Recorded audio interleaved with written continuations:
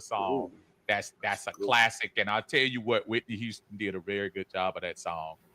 She did redo that one.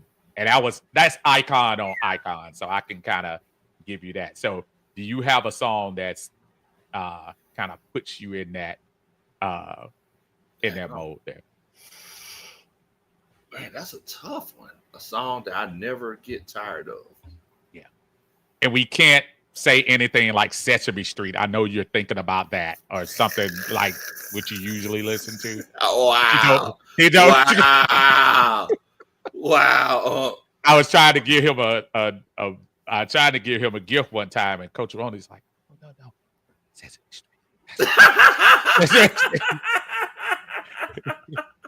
Pretend like you're Count Dracula. One. One.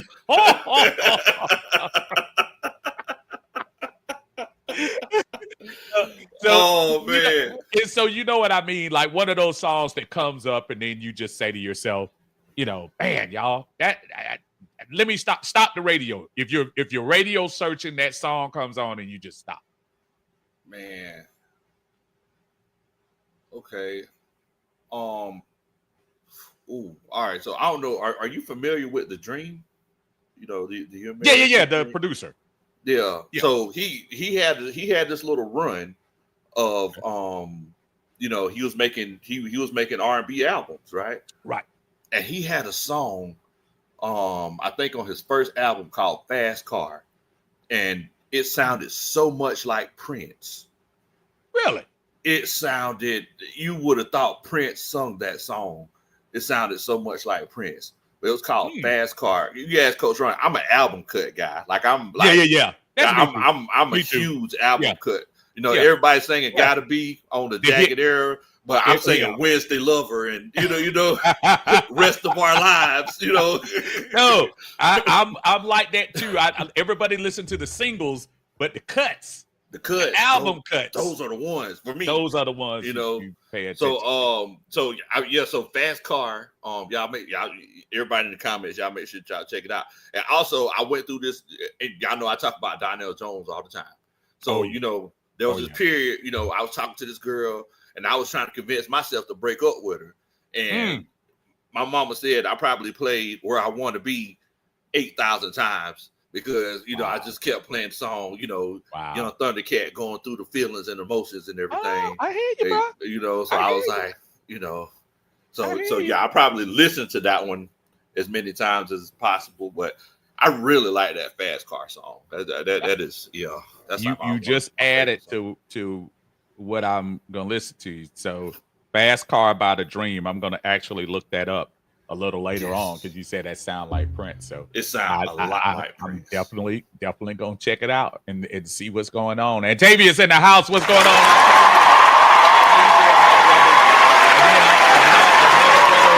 Atlanta Bird game. The great Tidy.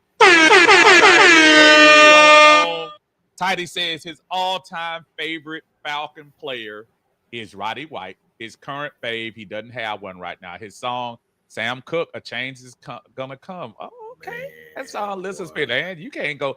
That's actually a really good song, too. You talking about an uplifting cut. I would have thought somebody at Tidy's age, kind of Tidy in his 20s. And Tidy, I'm messing with old man. I be jealous of him, man. Tidy always have these things where he's hiking. I say to myself, man, I wish I had the gumption to get my knees up to, man. Look, no, y'all don't let Uncle Steve fool y'all. Uncle Steve ran up the hill on Friday. Y'all still in the rain. Don't let Uncle Steve fool y'all, man. Now, for those of you who ever been at Flowery Branch, y'all know what I'm talking about. It's a big hill. Yes. It's a big hill that you go up Flowery Branch. So even with his cleats on, Big Low was like tiptoeing, like that sneak in the house tiptoeing. That's a fall of shame. Yeah. If you don't hit that, that's a fall of shame. And mind you, guys, it was raining. It was raining. It was raining. So it was bro, right. you got to be careful going down there, especially going down. Coming up ain't as bad, but going down, boy. because all it's gonna take is one slip on there too. Tidy was saying he was just listening to Boogie Down Productions yesterday. Love's gonna get you. I'm gonna tell you. I was telling him about underrated MCs, and I was talking about KRS-One, and that Love's gonna get you, man. I'm gonna tell you that's one. If I hear today, I'm gonna just stop what I'm doing. Yes, and listen listen to that. Got a lot of people I'm gonna point out real quick before we get to the other Henrys in the house. What's going on? Georgia, Texas boy, man. What's up, Uncle Steve, Big Low Falcons family? The new era of the Atlanta Falcons will rise in 2025. Our brother Eric Parker. This is your life. That's a good song by the Commodores. That's another one, another album cut. So again, not the hit, but it was out. That's T. Terry's in the house. What's up, T. Terry?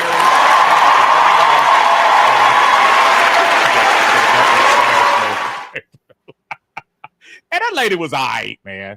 But it was a true story. She did when the ball came, she did like this. So I actually kind of saved her. But I called it the key part to that short. Well, just like basketball, you gotta get in the room. So you could at least mouse her. You could have caught it over. You had to push off, and the seats were soft back then, so push in. So but what you missed was my catching skills. I literally caught the ball on the fly. Wow, do you catch with one hand and push off on the other? I was gonna catch it on one hand, but I was pushing her with the other one. So when I pushed her, it kind of came to me. Okay. So I got you. Backtown in the house. What's going on, Backtown? Eternal, what's going on? Walter Weighted Track Star says, get Kirk off my team. Y'all are trying to get him out of here, man. Shame on y'all. Daniel Berry Sports Highlights. How you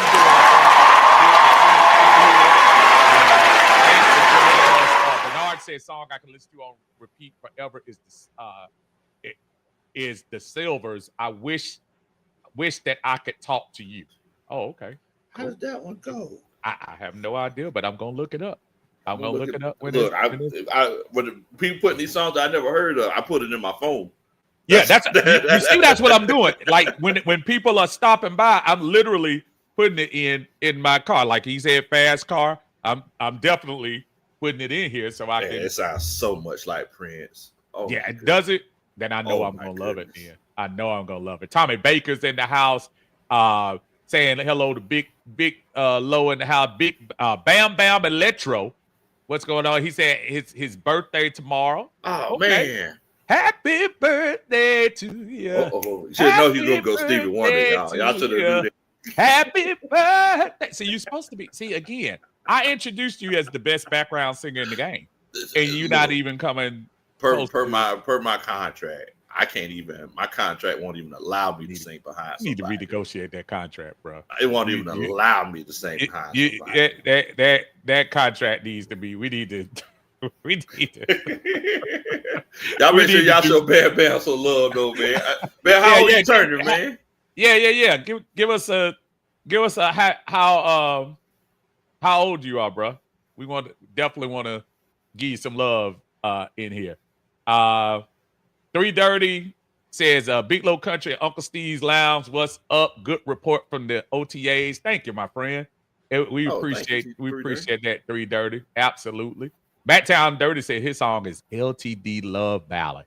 Now let me tell you, George Benson took that song and basically made it a up-tempo song. You remember that one, right? I'm trying to. How did it go? Oh yeah, okay. Yeah. So George Benson did that song and made it up. He sped it up. Yeah, sped it up a little bit. Yeah. But what Jeffrey did with that vocally was something different. Dwayne, my brother Dwayne. Love Holiday and Isley Brothers' Voyage to Atlantis or Choosy Lover. Then Prince, Adore You. Choosing love. That's some good ones, man. We ran through that. Brent Sorley's in the house. What's going on? What's up, Brent? Brent Sorley. Internal is in the house. What's going on? Brian Peoples is in here. Jay Black is in here. Damn, man, we got a lot of folks coming in today, man. Thank y'all so much. Jerry G is in the house. Thank y'all for watching on Big Low Country Sports. Y'all watching on Uncle Steve's Lounge. I appreciate y'all. Thank y'all, man. Thank you. We appreciate that. Eternal comes in and said, I'm ticked off that y'all got Xavier Watts. Come on, man. Don't be like that, Xavier. We spoke to Xavier. So did. Xavier was in there. So we got a chance to talk about him. So speaking of having the chance to talk about Brian Peoples just came in and said, I was listening to Surface Happy the other day coming back from Myrtle Beach. That's a good one too. Man. That was Surface, and that's a crazy one, man. Whatever happened to Surface? I don't know. Because they had that one. What was the ballot? The one that hit number one. Happy was the first big one. What was the because they always drop that mid tempo first, and then they'll do the man. I gotta look it up now. It's hurting me, man. What was the ballot, Brian? The one that hit the first time. I didn't even look. The first time. Time. Yep. I looked into your eye. Yeah. Rams Radar is in here. What's up, Rams Radar? Say, hey, y'all, the Rams are not trading your first round pick back for Pitts. Falcons fans will stop dreaming. Hey, man. Hey, we'll take it. Listen, if y'all don't look, Les Snead ain't giving up picks like that. He ain't gonna do that. I'm gonna tell you, the Rams are that team. I'm looking at the Rams, man. The Rams are young. Yes. And if they can squeeze a little juice out of Matt Stafford again, y'all remember Matt Stafford was 10 yards away from beating Philly in Philly last year in the snow. So they were hurt up too. They were hurt up bad at the end of the season last year. Yes, sir. Absolutely. Jerry G said, I listen to my Pandora music every day. George Duke, Paul Hardcastle. I remember 17. Earth, Wind and Fire, Teddy Pendergrass, Stevie Wonder. Yeah, Jerry. You can't go wrong. Look, you said Stevie Wonder. Yeah. He's done. I'm done after that. You said Stevie Wonder, he's co-signing. Yeah, man. You said Stevie, you just became one of my favorites, Jerry. Even though you got that little nasty symbol on your thing. You became one. He's reading all your comments out, Jerry. Look, he's done. Right. Rav said, "Oh, that Philly L still hurts." I know it does because y'all were the closest team to beat them last year. Yeah, y'all really were. They were. Y'all I mean, we did beat them. We beat Philly in Philly. Absolutely. Prime time. Absolutely.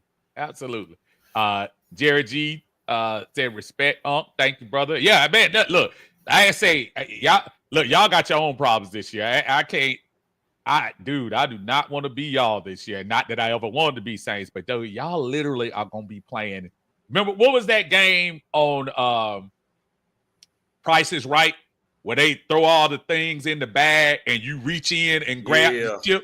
That's what New Orleans quarterback. That's what they're doing right now. That's what they're doing in New Orleans. Like, wait a minute, how many zeros y'all got in here? Like, what's going on? Bruh. Hey, welcome to Elmer in the house. Says, Stevie Wonder music still hit. Legend, man. It do. Y'all just don't know. Brian Peoples said loose ends. You can't stop the rain. Loose ends, man. That was another group. Man, man.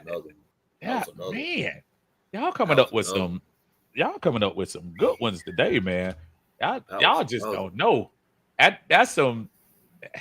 And the thing is, again, when you start talking about songs that just hit like that,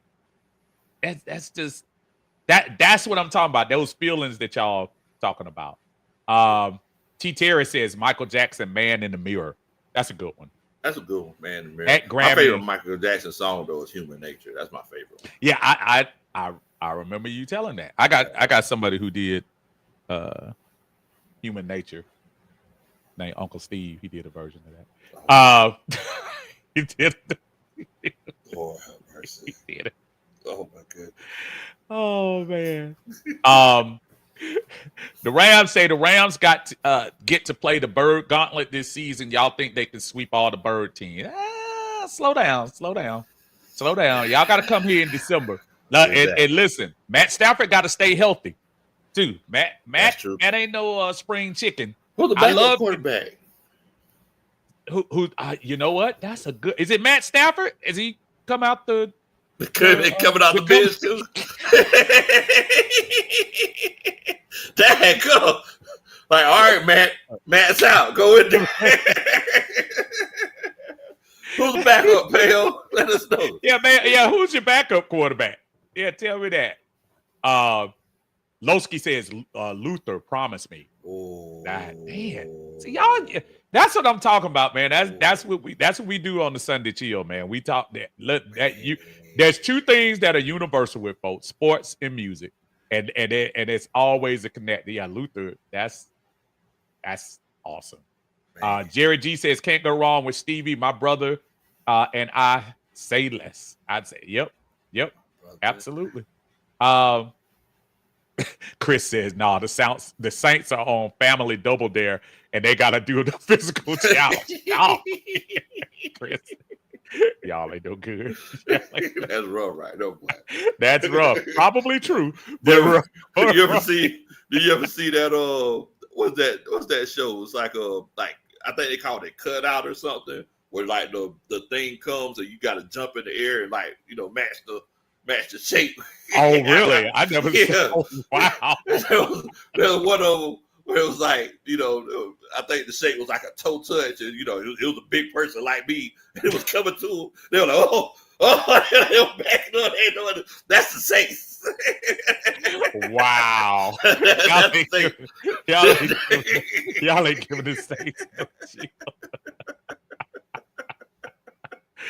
Oh man. 330 said one of my sleeper hits is Hero by the Commodores. Yeah, now he said the Commanders, but he meant the Commodores. Heroes is a good song too. That was the same album that I'm in love with a plain old fashioned girl. That album. Where they and I must admit, that was that album cover that I was a little bit worried about the Commodores on that one. I'm gonna pull that one up, and I ain't gonna lie to you. I don't know why. I don't know why. I just wanted to show this. Oh, Lord. I remember my dad. Yeah, this was it right here. Hold on. I'll get ready. This was I'm gonna share this right quick. I love me some Commodores, but I'm not gonna lie to you. When I saw this picture right here, I was a little concerned. I was a little concerned about that.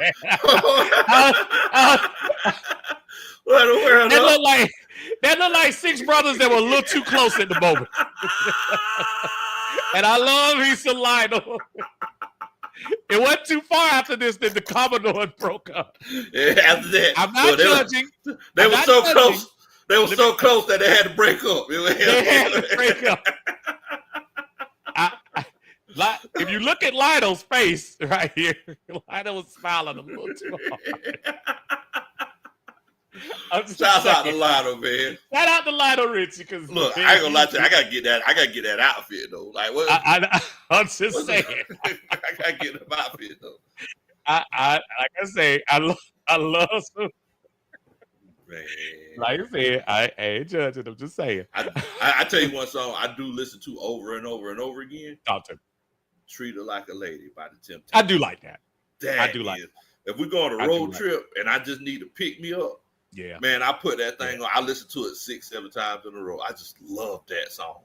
I just love all of I love how hard he comes in with the woo, woo, and then I just go through. I mean, it's just such a good song. He was in his bag too, because really, if you think about it, before everybody was talking about, of course, Eddie, Dave, Dennis Edwards. So this was his opportunity to kind of shine, because if you remember that, and then remember the other one, I wonder who she sees. Yes. He was in his bag right around that time. So as the lead singer, so I do like that. Chris also threw out there The Way You Make Me Feel by Michael Jackson. That's really good. Yeah, boy. Our brother Jay Diaz in the house. What's up, Jay?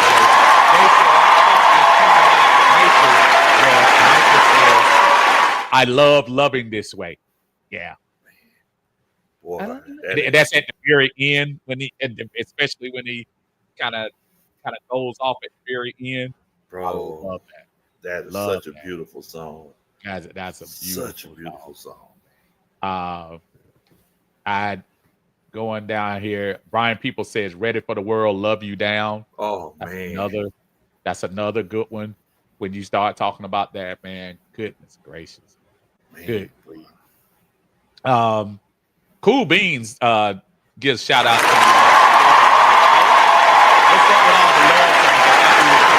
lot of people's feelings and quarterbacks. Cool Beans. It's a Sunday chill. Sunday chill, Cool Beans. We go chill today. So what I want you to do, Cool Beans, I want you to look back. I want you to go back in time to when you were little Cool Beans. And when you were little Cool Beans. And bean sprouts. Yeah, bean sprouts. Yeah. And you had a song, Cool Beans, that you can listen to over and over and over and over again. That's what we're talking about today, brother. We gonna get back on the beating up quarterbacks. We on that. We gonna get on it. Trey Purdy says "Sign of the Times" by Prince. Ooh. That was the first political song I think I ever heard of. Yeah. If you think about that, think about the beat. That whole "Sign of the Times" album was a beast, but that song was very good when you heard him. That's kind of his first venture into semi-rapping. Yeah. Semi-rapping. I think.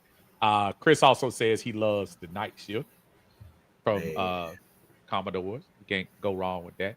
Our brother Joseph Evans is in the house. What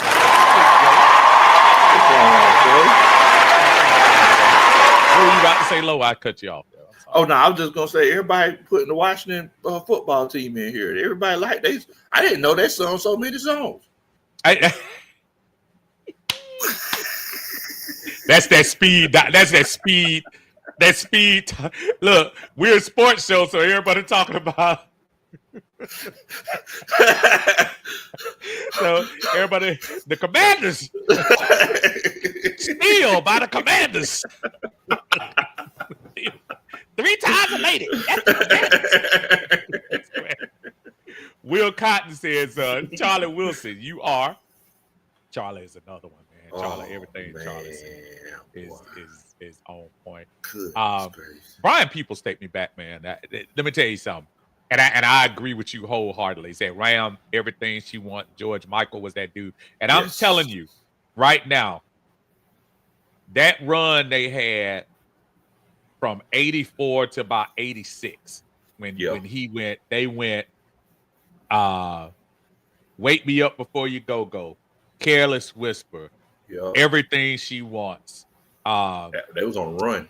They were on a major run. And George Michael went on to do his solo stuff and all of that. But you absolutely right, man. George Michael is that guy, man. He's that cat. John Higgins, man. What's going on, Big John?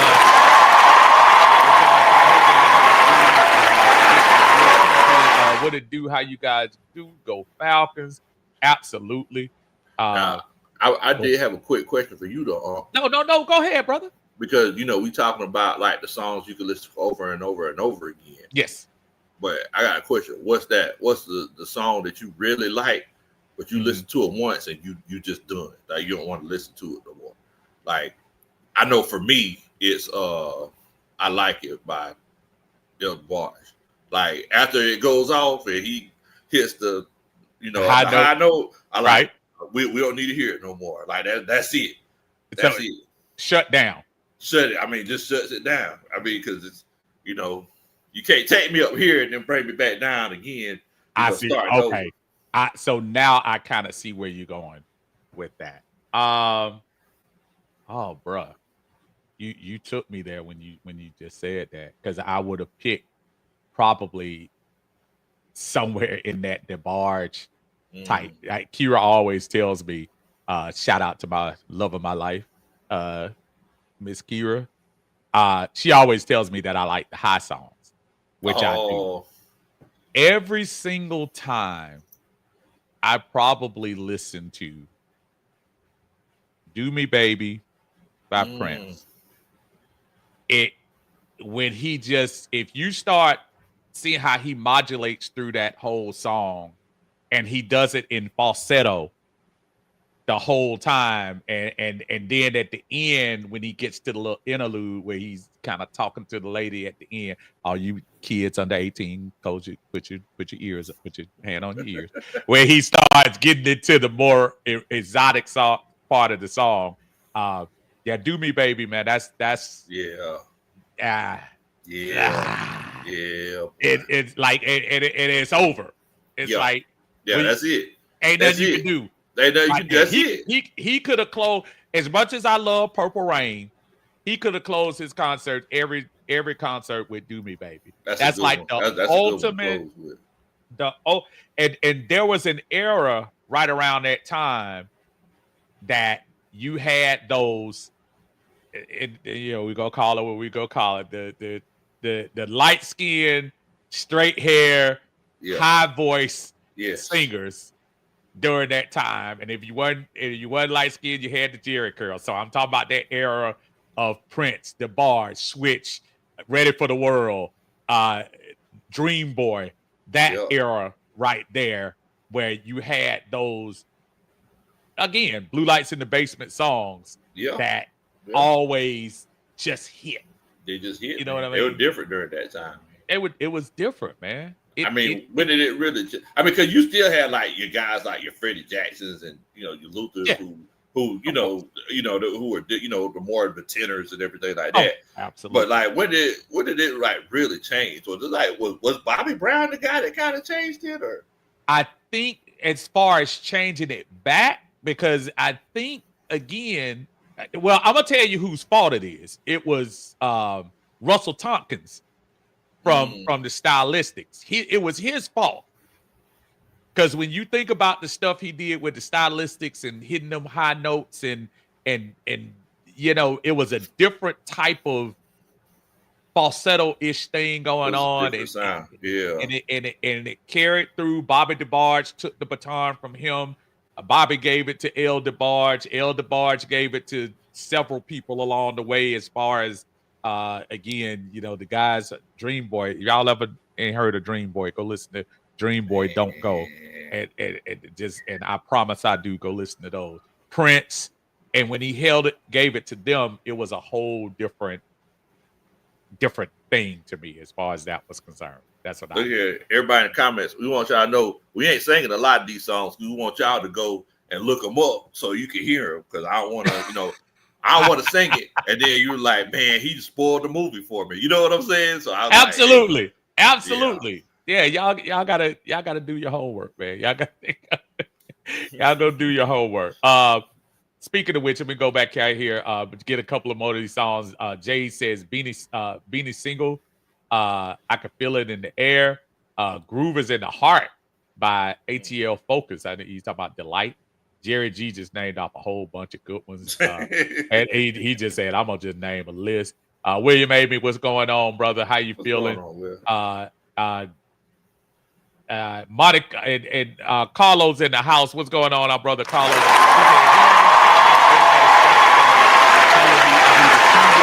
Not coaching enough. Hey, but you already know, bro.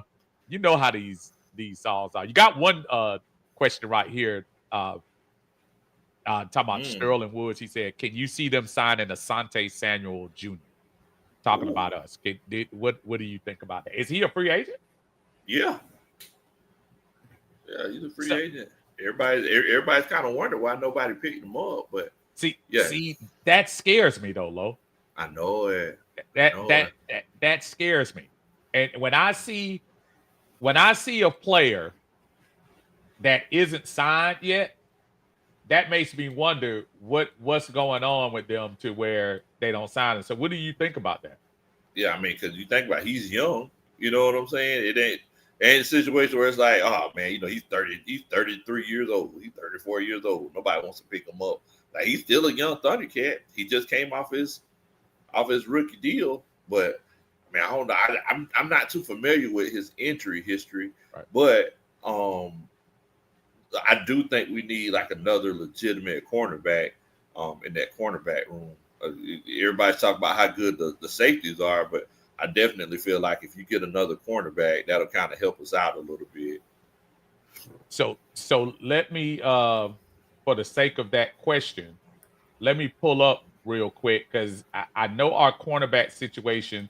Look, if we probably would have to depend on right now the rookies and that we have back there, and then we re-signed Mike Hughes, but I'm not sure. I think Mike Hughes did a decent job last year, but I'm wondering is he somebody that we look at as being the answer going forward? So I'm gonna put this list up here real quick, take this down, and just look at this list. Hold on, let me make it bigger for those Okay.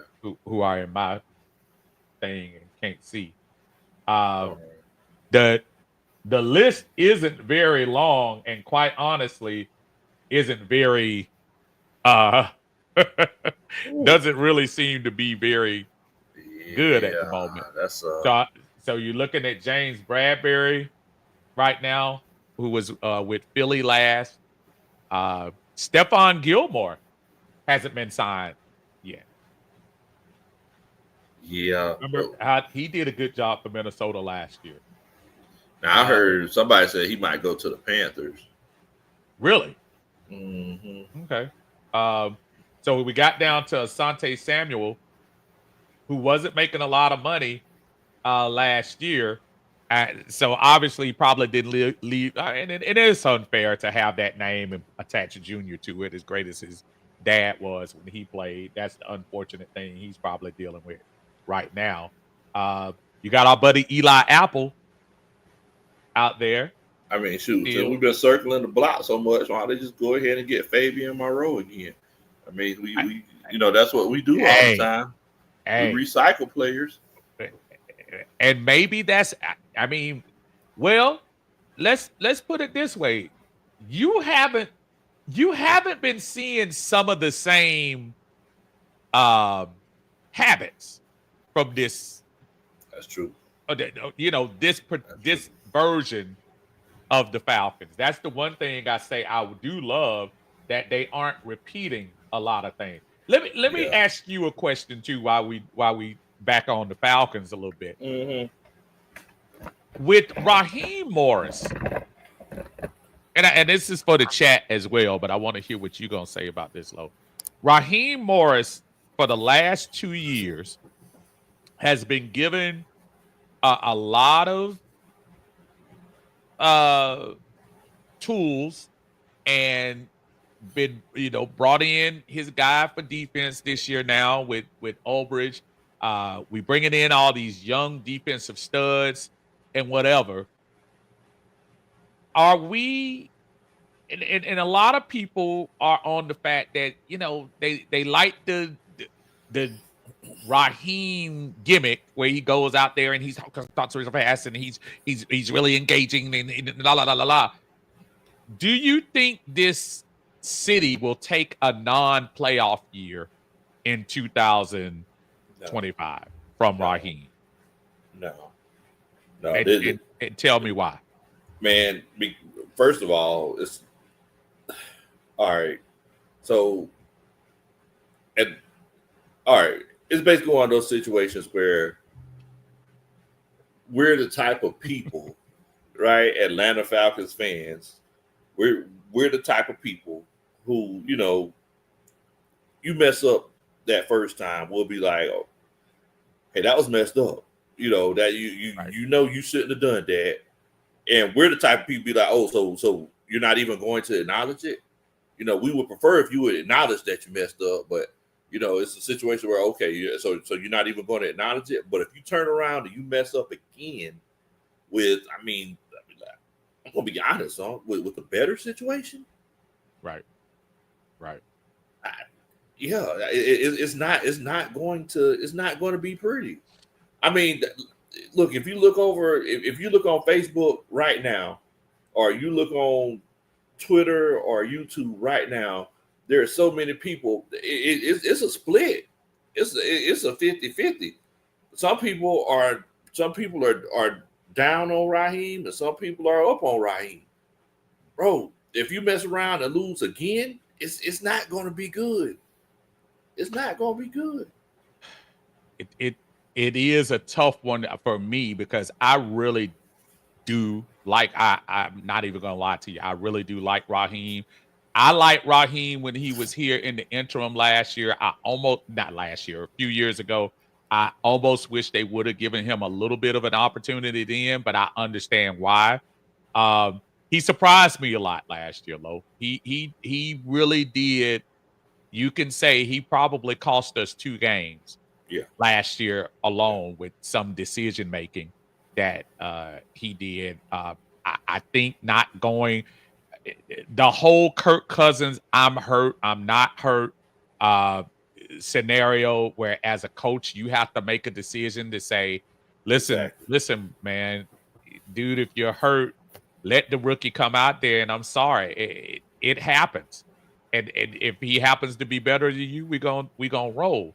But you waited 5 full games basically before it was basically over. You're lucky we didn't lose the Vegas game, and you kind of, and then you go out when you put your best player at the quarterback position. Then you're not calling timeouts when you need to be calling timeouts. So, well, go ahead. No, go ahead, man. No, I'm just sitting here. I'm getting indigestion just thinking about it. Man, look, at the end of the day, Raheem said, and that's something else about our people, Falcons fans. If you lie, we gonna catch it. We ain't gonna forget what you said. It's just like playing spades. You renege, we gonna catch it, right? We gonna catch it. We gonna catch it. So whenever they had the press conference right before the season, and somebody asked Raheem Morris and Terry Fontenot, hey, you drafted Michael Penix while you got Kirk Cousins, and they said we're trying to mistake-proof this team, and Terry and Raheem Morris said out of his mouth, and everybody in the chat, y'all let me know if I'm lying, but Raheem Morris said out of his mouth, if Kirk Cousins isn't performing, we're going to substitute him for Michael Penix. Right. That's what the man said. What was it? 10 interceptions and 4 fumbles later with no touchdowns? Oh, no. He had one. He had a little lofty touchdown to Drake that he threw 20 miles in the air in Vegas, and Drake was just standing there basically doing a fair catch to catch the touchdown. Yeah, he had one. So one touchdown, 10 interceptions, 4 fumbles. Bro, it's like, and then it got to the point where it was so bad, it was like, hey, man, it was almost like it was an Arthur Smith type of move where it was like, man, you kind of got to do it now. You literally don't have no choice. Desmond Ridder almost beat us. So that just, I felt the irregular heartbeat when you said Desmond Ridder. I had a little twitch. Look, Jay Black says our run game is too good for us not to have made the playoffs. Now we got a vertical game for the play action too. Heck no. News, what's going on? News HBCU EDU. What's going on? Thank you for joining. Says Falcons must be a Super Bowl team this year with all the talent. Mr. Blank deserves nothing less. And I'm trying to tell you, I'm not even joking with y'all. I know Arthur Blank gets it left, right, half, forward. I am a defender of Arthur Blank to this day. People don't realize that Arthur Blank kept this team in the city when he could have run like the Braves did and run out of the city and not pour back in and stuff like that. I'm team Blank all day, and you're absolutely right. He deserves it. Jay Black also says, Coach and the reason we lost that Washington game is that Rob was attempting to outwit his best buddy Quinn and thought too long and screwed up the timeout at the end of the game. Brett Sorley says, I'm in on Raheem, but definitely need him to be better than the guy, to be better as the guy in charge. If we miss the playoffs, depending on context like injuries, he'd be fired because the fans would have have him marked. I am 100%. I love that statement that you had right there, Brett. I'm right there with statement. You. Monte Carlo says Raheem laid down in that Washington game on there too, and news. He brought in there. He says Rick James and Tina Marie, fire and desire. Are you talking about this one right here? Raheem? To be the cold way I treat the listeners. But now I've grown, and in Uncle Steve's lounge, all I do is love to read your super chat. Oh, Lord. Oh, my God. That's what I love to do. Man. What's going on here? So that was y'all didn't know Rick came to the house one day. He thought he was at somebody else's house. Figure that. He came in there with something, talking about a bag or something. I don't know what he was talking about. But I helped him write that song. Christy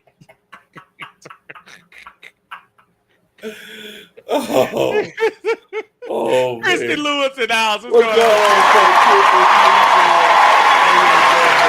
I met Christy yesterday. Oh, nice. Yeah, I met Christy yesterday at the Falcon event because she's in Mississippi, and she came. Okay. Yeah, I don't think I knew that. Yeah. So shout out to Christy, man. It was great to meet you. She supports everybody, man. Yeah, I love that, man. Thank you, Christy. We appreciate you. I gotta see you. This year. Hopefully, you get a chance to make it to a Falcons game, or who knows if I don't know whether you're closer to New Orleans or the Falcons. Maybe. So she said she's coming to both New Orleans games. She's coming here good job. And she's coming to New Orleans. Yes. Outstanding. Yes. Hopefully, we run into you at that one and get a chance to see you. But yeah, I think it's a little bit of the, Raheem. Yeah, you got to come through for us this year, brother. The excuses are pretty much gone. And again, I'm a Raheem guy, but just like Brett said, you got to show me more because you had a team, folks. We don't want to beat this down, but we got to be honest, dude. This team had an opportunity to do some things. I look, man. I like what Philly did, but listen, y'all. We beat Philly team. We beat that Philly team. It's not like they were unbeatable.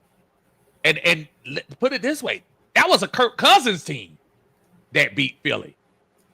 We had some good days and bad days, but I'm gonna tell you, man, it's disappointing, man. So you're talking about how the how the team is going to be looking this year with Raheem. Right. Today's a big day in the calendar year. Today is June 1st. Right. So I didn't know if you thought, and I want to ask everybody else in the chat, like, do you think we're going to make any post June 1st moves? It's funny. Somebody asked that question right before you came in, and I think the only possible move that I could see them maybe making, if they end up getting an offer you can't refuse from Kirk Cousins, that's really the only move that I see. the Kyle Pitts thing, unless it's a 3rd round pick, which in 2025 is super rich, I don't see anybody doing anything with that. But as far as cuts are concerned or movement, David Onyemata is the only person I'm surprised that we are still holding him. We were complaining about Grady with the $20 million. We're paying David $16 million this year. So I'm not sure if he's that guy either. But to answer your question, I don't think we do a lot, man. Barring injury, I really don't. I think Kirk is going to be here. I think Kyle Pitts is going to be here. And I think we're going to move on with this team right here. And I tell you what, the fans are going to feel better if the Falcons start off fast, and I know we started fast last year, but it's a different story. If the Falcons start off well, and Michael Penix in the running game is doing what it's supposed to do, I think the Kirk Cousins stuff will kind of push to the side a little bit. I think it'll die down. I'm not a fan of just get rid of just to get rid of. I think our starting quarterback is Michael Penix, and we need to put that emphasis on that. Don't worry about the money. The money was going to be this if Kirk Cousins was here last year. Exactly. Everybody keeps missing the prize on that. I understand he's the backup, but one way or the other, he was going to make $40 million this year anyway. I mean, I honestly feel like with the whole Kirk Cousins situation, I don't see. Look, at the end of the day, if the Atlanta Falcons were to not pay him what was owed on his contract, he would have an issue, right? Right. So why does he have an issue that the Atlanta Falcons are honoring the contract on their side, but you don't want to honor the contract on your side? It's always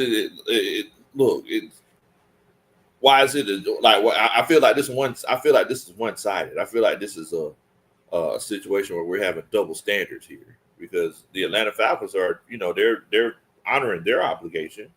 But why is Kirk Cousins not honoring his? I think if you're Kirk Cousins too, if you go back and we had a chuckle about it before, but if we start adding things up, on the side of the Atlanta Falcons is we gave you a 4-year, $180 million contract. Stop the story. That's it. We gave you that. On the Kirk Cousins side is, he. I was talking to the trainer at Atlanta, cost us a 5th round pick. I'm hurt, but I'm going to still play and lie and not tell anybody. Cost us who knows how many games.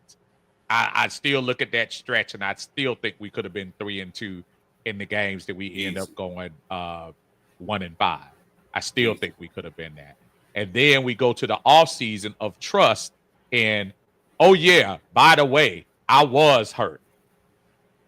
And who knows, the NFL could come back and say something against that too. You're supposed to be giving truthful injury reports. But you come back and now you say, I was hurt. That's why I wasn't.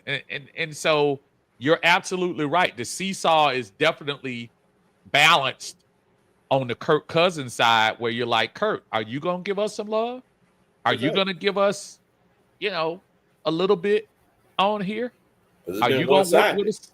It's very one-sided. One-sided. The checks are clearing every month. Right.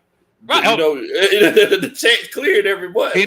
10 million cleared on March, whatever day that was. He got a $10 million check. And you basically, and again, I don't want everybody to trip out. This was voluntary, the OTAs. And for everybody that's saying, but you're supposed to be there as a leader. He's not the leader anymore. He's not the leader no more. He's not the leader. And I understand how it looks good if he's there. This is Michael Penix's team. Whose team was that after you saw that team out there for that practice? No, Michael Penix's team. That's Michael Penix's team. I'm sorry. That was Felipe Frank's team. Hey, it's more Felipe's team than it is Kirk Cousins. And you better stop all that slander on my boy Felipe. Felipe came up there to the rope and said, everybody go to the locker room. Let me tell you something. Y'all can talk all the junk y'all want to. You know what? Just for that, I'll get ready to look. Y'all talking all that junk. My buddy, my pal, Felipe was out there, and I'm gonna caption this with. I'm gonna tell you what the conversation was. Hey Steve, and you look at that poncho behind. That's Big Low blocking from behind. And Felipe was telling me, he's like, "Hey, I got you, bro. Don't be worried about no haters like Low. Don't worry about no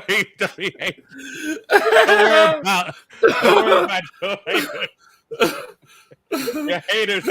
Your haters and your appreciators." Henry said, I love Felipe. Hey, we had a good time on the road by a couple of the pitches while we were over here. He was like, yeah. He said, yeah, that low is full of it. Come on, come on, man. That's our buddy Big Pierce was in the house. Sir. That day, and I had a photo bomb. Look at this. I hope you don't mind. I hope you know. We were making a GQ picture. We had a GQ cover, and then all of a sudden, here come Low, go photo bomb us all in that very swank Falcons poncho. Hey, you see that? Hey, I would try though. I would try. I might be looking like I'm going to the Juicy Crab, but I would try. I'll have to get so now a couple of the guys, I ain't gonna lie to you, I had to think we just giving them some love on the way on there, but I just wanted to make sure I gave some love over there too. Yeah, man. Some of the guys. Let me get a couple of these comments in here because a couple of y'all are coming in. Brent says, I blame Kirk a lot though. If he would have been healthy or at least honest, and the key word is honest, Brent, that he hurt his shoulder, we would have made the playoffs. I just hate that he cost us picks and wins in the same year. Bingo. Dirty Bird says, as long as Cousins don't be a diss to Penix, I'm good if he stays here. And I don't think he is. I just don't hope it's a Nancy Kerrigan situation. No. Wait. Why? For y'all that don't know, go look up Google Nancy Kerrigan, Tanya Harding. For those that don't, why? She's alive. She was all right. She's okay, y'all. She got a silver medal, y'all. She's fine. She's fine. Carlos says folks be acting like it's their money they paying Kirk. I agree with the same thing, man. Again, if y'all, it's gonna hurt us more to cut him than it is to keep him on the roster and not owe him money down the line at this point right now. Next year is the year that we could afford to go ahead and do all the things. Yeah. Folks, I got news for y'all. Pittsburgh is not picking up $20 million for Kirk Cousins. No team is picking up $20+ million on Kirk Cousins. Matter of fact, you're going to find it hard to find a team to go half with you. Yep. I don't think people are even going to go half with the Falcons, which would be $13 million. The only way that happens is if a major, and we're not wishing major injuries on any quarterback because we don't want any for ours, but the only way is if you have a major injury of a quarterback and they got to have somebody. But I just don't see it happening, man. I just don't see it. Do you see? I just don't see it. I don't see it. I like you said, and look, we don't want any injuries to happen. But it's one of those cases where unless a major early in training camp, in the season. That's what I mean. That's the only way I would see it. I just don't, man. I don't, Lo. And Antonio James in the house. What's going on, brother? He said, I'm hoping Aaron Rodgers retires so we can put a stamp on Kirk's forehead and send his to Pittsburgh. Y'all are wrong, man. Y'all are wrong. Oh, yeah. I saw this right here, too, earlier today. Keep the Rook Kobe Bryant off social media till he make team. The young bull got some game, but he ain't laced them up in the NFL yet. I don't know if you saw that. Yeah, he made a little meme, and I don't know the origin of it, but I saw the meme with Lamar Jackson's body, and he put James Harden's face over it, almost saying kind of like and again, I don't know what but he's right to an extent where you just like calm down, Boomer. Yeah. Be careful. Play the game first. You ain't played yet. To his point, he signed a nice little contract, which they usually don't give those type of contracts to undrafted free agents. I think he ended up getting, if I'm not mistaken, wasn't it 3 years? And I think it was kind of similar to what the kicker got. I'm not mistaken. Yeah, let me see. Yeah. Because I was looking at that and I was saying to myself, I said, "Hey, they signed him to a nice little deal." Hold on one second. Let me bring that. Oh yeah, Kobe Bryant. Put it on here so y'all can see with us. I was kind of surprised when they looked at that. It was kind of similar to he got a 3-year, $3 million contract with the Atlanta Falcons. Let me and for an undrafted free agent, folks, that is crazy. That's good money. Look at that. 3 year, $3 million. I don't know if you can still see that. This year he's gonna make $840 million.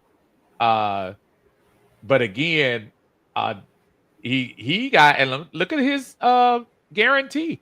We guaranteed that brother $275,000. Wow.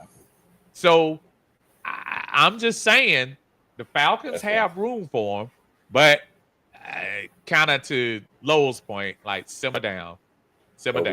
Kobe crash out. That's what he's starting. He's starting to create that name. I don't know if you've seen his car in the parking lot. Oh, what he got? So I mean, I'm assuming it was his car because it had a Kansas tag on it. And it was like this hot Cheetos. It looked like hot Cheetos. I don't know what it was like. This very flashy, of course, Dodge Charger, right? That's what the young Thundercats be driving. That's what they drive. They need to slowly put down, though. Yeah, I like it. Well, Kobe crash out with SRT Charger.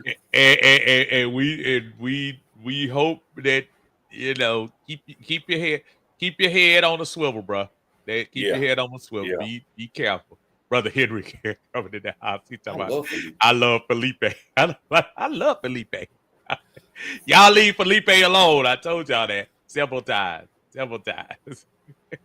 How many times have you heard I love Desmond in public? Let me tell you again. I was in. I can't make this up. Philadelphia. I went to Philadelphia. I was in the crowd. And out of the blue, somebody calls out and says, I love Desmond. And I just said to myself, okay. I mean, it's almost like you. And if y'all don't know, man, I go into a game with Low. It's like going to a game with Michael B. Jordan. It's just like folks are coming out of the woodworks to try to get the Low. And what a world, Bo! So at least he got a good moniker. Mine is not even about me. Mine is I love Desmond. They ain't even talking about me. They don't know. They're like, I love Desmond. And people turn around and look like, down there. The Philly fans down on the bottom, they don't know what we talking about because they don't know what Desmond really is. But I told you that story when I was in. I said, "Man, I can't believe that." No kid in the house, like, "Oh man, that was funny." That was. I love Desmond. They were, bruh. That was crazy, man. Chris giving some background. He said he was calling Lamar a stat guy. like I said again, from Kobe's standpoint, it's one thing to have some bravado about yourself, young buck, but as my buddy Lowe say, Thundercat, young Thundercat, you need to slow down, slow your roll. Just be careful. T. Terry said Uncle Steve praised Desmond Ridder the way, and now he's retiring. Felipe, what? Look, just in all intents and purposes, Uncle Steve wasn't praising Desmond. Now, like, we gotta keep that in court. He tried to tell everybody. He tried to tell us. I've been wrong about a lot of things in my life, but I'm trying to tell y'all from the very jump. I was trying to tell people. Listen, as a Falcon fan, I'm not trying to tell you I wasn't rooting for the brother. I wasn't telling you that. But I say I gave a large buyer beware long time before everybody was hot. When Big Low was up in the stands talking about he looked like another Tom Brady. When we were at practice, when I was sitting there saying, "Man, them throws don't look that good." And Low was like, "Hey, man, look, they were close to the dead." I'm like, come on up. Come on, man. Come on. Low was trying to sell me. I was telling it. I was trying to tell it, man. You can have them, man. Because you can have them beans, man. Man, boy. I was trying to sell that bridge in Brooklyn. He just wouldn't buy it. I wouldn't buy it. Chris, no. And Chris, I was trying to tell people. I had folk mad at me. I had literal folks dogging me out on other podcasts, dogging me out because Uncle Steve's not a real fan. He's not going for Desmond. I didn't say I wasn't going for him as a Falcon. I was trying to tell y'all that don't get your hopes up. I was trying to tell y'all not to get your hopes up. And he literally did not he didn't pan out, and that's okay. I hope the young man catches on. He seemed to be a nice young fellow, but I blame Arthur Smith, and I say that and I mean that wholeheartedly. I blame Arthur Smith because he threw that man into a position that he wasn't ready for, and who seemed to be a nice young fellow? No, I'm talking about off the field. I'm saying Desmond ain't no nice dude. Who? Oh, we seen Desmond. We seen him. Look. We seen that man off the field, man. You remember we was at the picnic.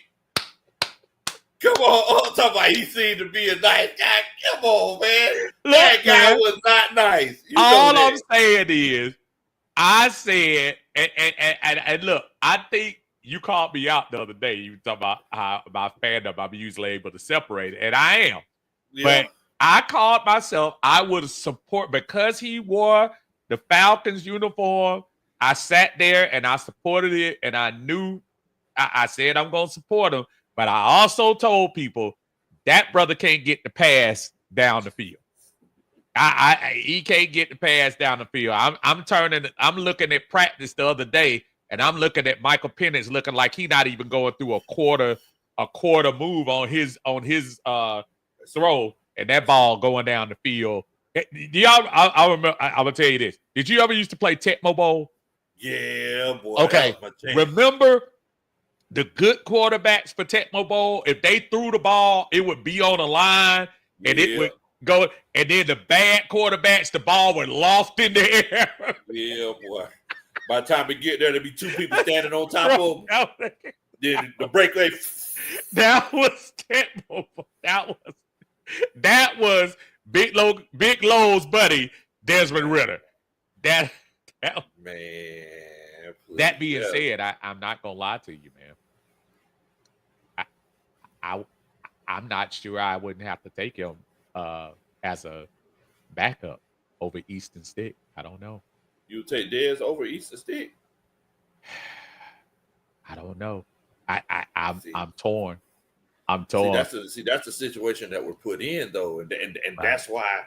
that's why I hate that Terry put us in this situation, because, bro, you could have gotten a legit backup, right? The only reason we got Easton Stick is because him and Zach Robinson are homeboys. When's the last time that worked for this organization? Never. Hello. You had to. Yeah. We got to get some people in here. And again, I know people were talking about. I'm gonna get on that 1 second. I promise y'all. I wanted to get a couple of these. Real quick, Brett said, "I love Desmond needs a version of that for KP if he stays," which I expect.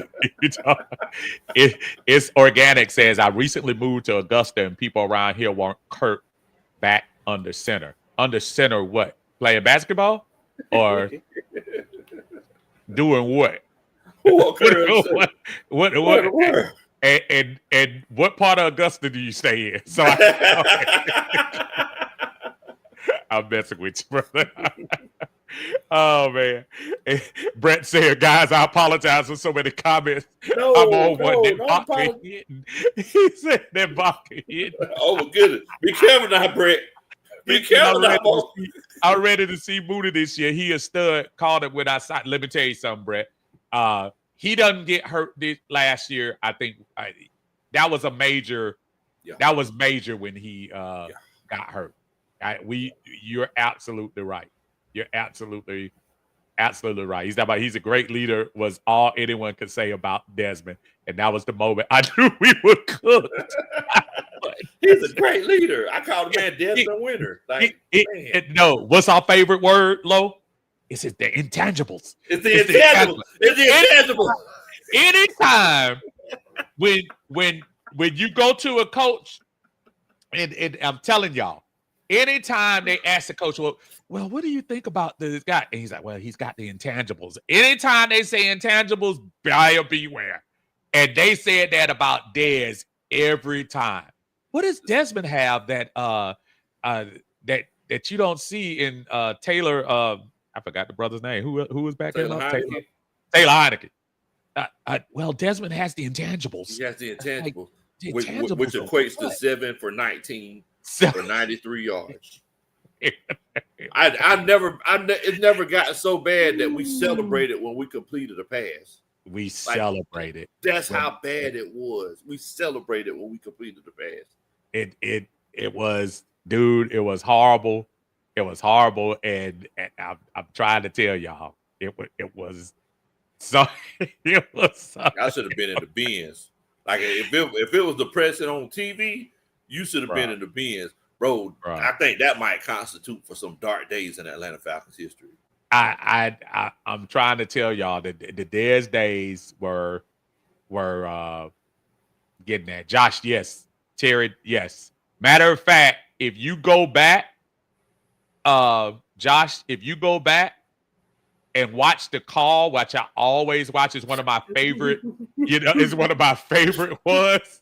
Where okay, let's replay. Hold on, let's replay it. I'm gonna be Terry. I'm gonna be Terry calling you, and you be Desmond on that call. All right. All right. You go ahead and answer. Hello. Hey, what's going on, Dez? How you doing, Dez? Oh, wait. It's the Atlanta Falcons. Hey, how are you doing?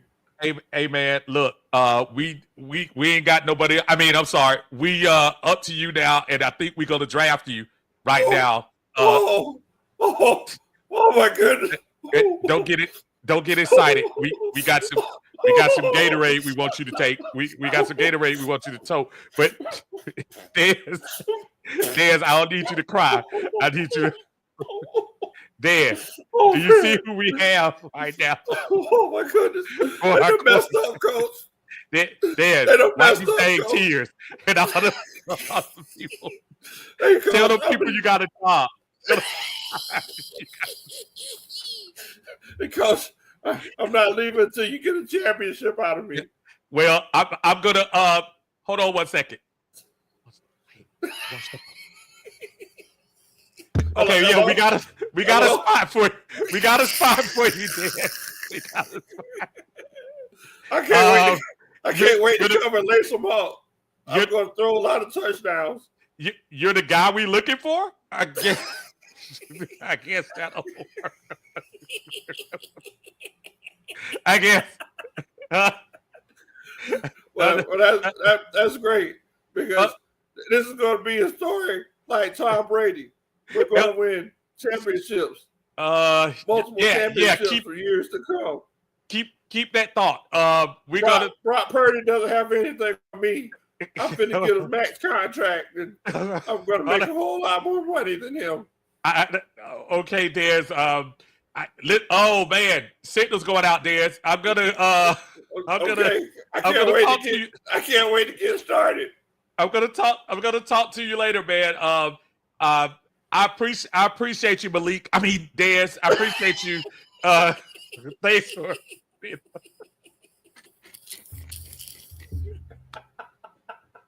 Man, I was just saying.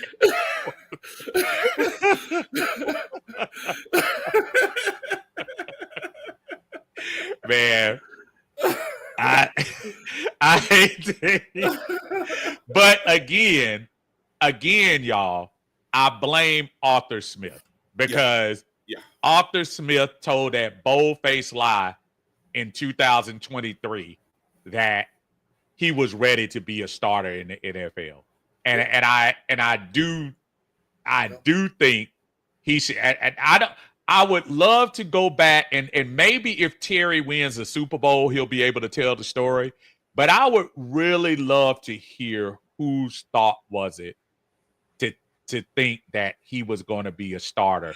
Not about him drafting him. He drafted him in the 3rd round. So the expectation is not for you to be a starter if we're drafting you in the 3rd round. But going into the 2023 year, yes, the year a lot of y'all laughed when we were talking about trying to get Lamar Jackson for $50 million, which would be a bargain right now. So when I would love to be a fly on the wall for those to see who made the decision to say, yeah, y'all, we going with Desmond Ridder. Man, was that him or was that Arthur? That was Arthur all day. I believe I believe that was written all of. Arthur Smith wanted to be Bill Belichick so bad. He wanted to be Bill. He thought that he was smarter than the game. He thought that his. I mean, because at the end of the day, we all have to remember that Arthur Smith is a genius, and it was one of them situations. He thought his genius could outcoach the lack of skill that Desmond Ridder had. And I mean, think about it. Oh, right. Whenever Matt Ryan, first of all, I would say that's the biggest travesty in the organization. Which one? Matt Ryan getting traded the way that he did, the way that they let Matt Ryan go, that was the biggest travesty in the organization. I disagree with you. Right? What you think it is? I think Matt was supposed to be gone. I don't like the way they did it. Exactly. The way Matt was toast, as we saw when he went to Indy. And I feel like the year we wasted a number 4 pick on Kyle Pitts, the way we wasted that. And listen, y'all, I know Zach Wilson, Trey Lance, Justin Fields, Matt Jones. I know none of them ended up being anything. And I'm not suggesting that they would have been any better with Atlanta. But I think the smart move, picking that high, would have been to bring in Matt's successor. So at least, because all those guys I just named foolishly got thrown out there, except Trey Lance because he got hurt. They threw Justin out too early. They threw Matt Jones out too early. They threw wasn't Zach Wilson on the bench? Zach Wilson. No, they put Zach out there. Okay. They put Zach out there too. Okay.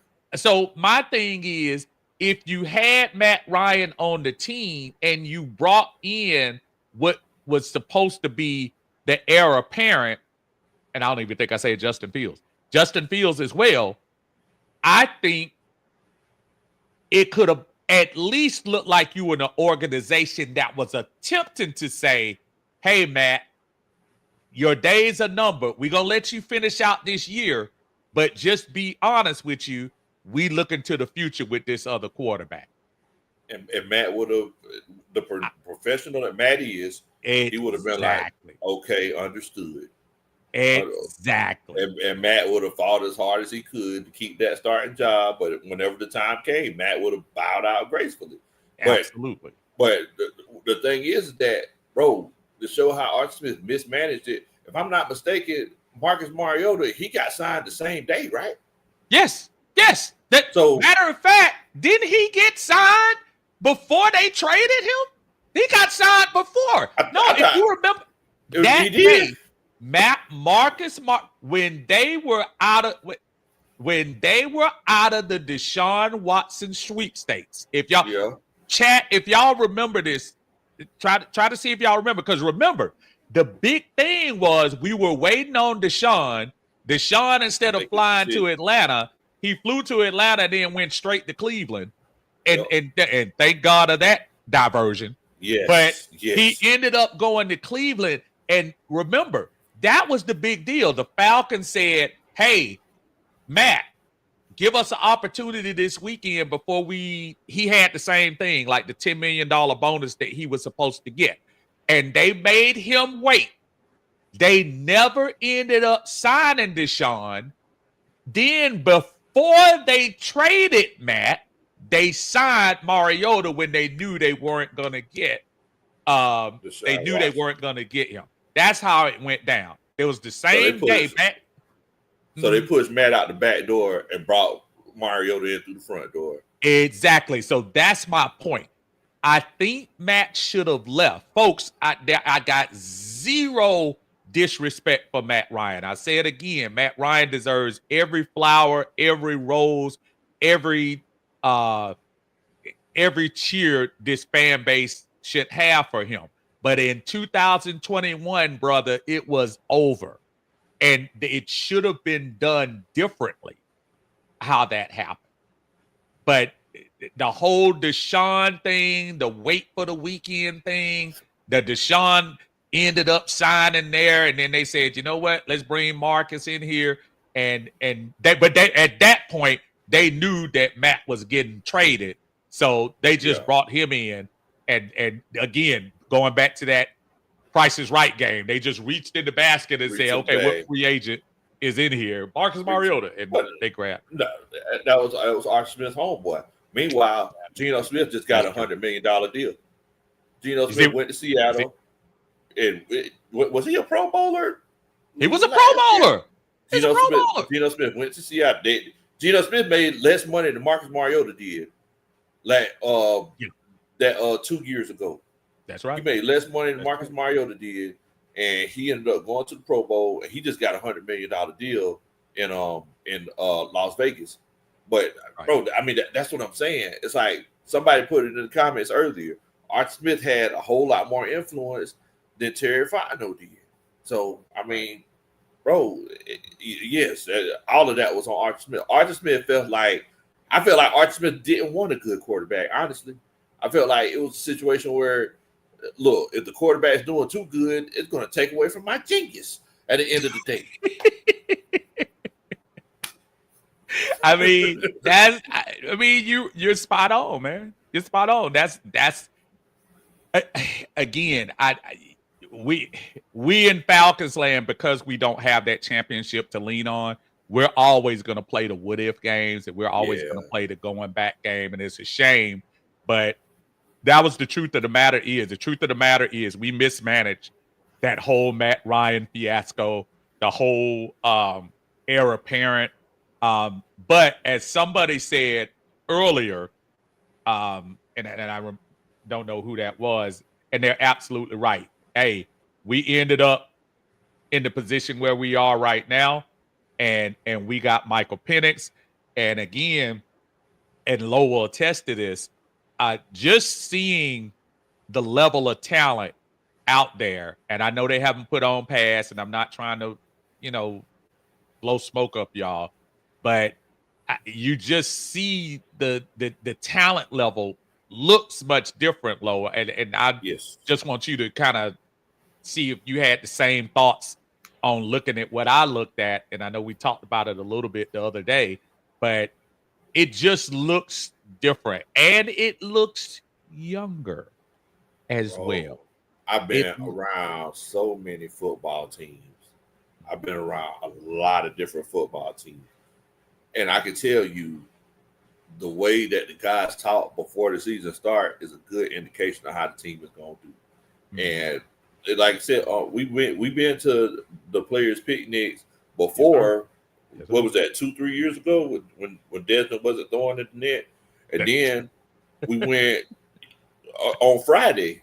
And look, we spoke to Bijan. Do you remember speaking to Bijan Robinson? We were like, "Hey, Bijan, how you feeling?" He's like, "I mean, we'll see." He kind of laughed it off. That's what it was. You're absolutely. That's what it was. Oh my God! He was like, "Hey, I mean, we'll see. You got something you want me to sign?" Exactly. What you think, Steve? Hey, Lo, what y'all think gonna happen? Bijan like, "Hey, I mean, you heard we might get somebody else or something. I know y'all. Right. I mean, but the look, Caden Ellis looked us in our eye. Well, first, Chris Lindstrom. Chris Lindstrom, when asked directly, when I asked him, I said, "How is this offensive line?" And he said, "Man, I've been here a minute." He said, "This is the best I've seen the line since I've been here." Did he not say that, Lo? That's what the man said. The man said, "This is the best they've looked." Now, he looked like I'm gonna need him to go to Ryan's and get some of that buffet because he looked a little thin. But he's an all-pro guard, so I ain't gonna dog him too much. But he looked good. Don't get me wrong, he looked good. But he said the all-pro guard for our offensive line said, "This is the best line that I've been part of." Best he said that. He did the best offensive line. And then tell him about Caden Ellis. Caden Ellis, the first thing he said, "These guys are fast." And whenever somebody hit that, guys are, I was like, "Hey man, like, okay, there's some legitimacy to it." He said that's the biggest thing. He said they're just fast. So I mean, look, how many times all you gotta do is watch that Jaden Daniels game last year. Yes. You know, I mean, how many times were we a day late and $1 short? Bruh.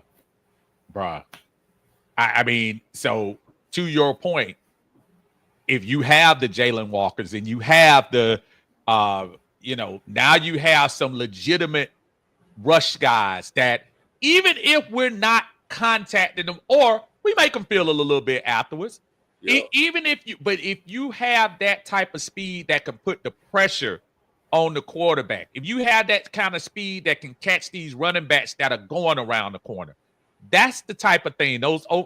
Man, I can't wait to see who's going to be the outside linebacker for this squad, because I'm just trying to tell you, it's going to be a different animal than what it was last year. And Troy Anderson, God bless you. I know. Listen. I hope you practice on special teams, because I got a feeling I don't think that slot gonna be there this year. Man, because I ain't gonna lie to you, Diablo look legit, y'all. Diablo look legit. Walker, they put Walker in so many places that first team, first team. That's right, first team. Walker was on the first team defense walk around, y'all. Again, we don't want to, kind of hype it up too much over practice, but he was running with the ones. And, Uncle Steve was hating James Pierce was with the twos, but James Pierce looked like he looked like a man amongst boys with the twos. And so I said that line. I was like, man, why they got Pierce running over to the twos? Why they got Pierce? And then same thing. Then Pierce started walking closer towards us. I was like, oh.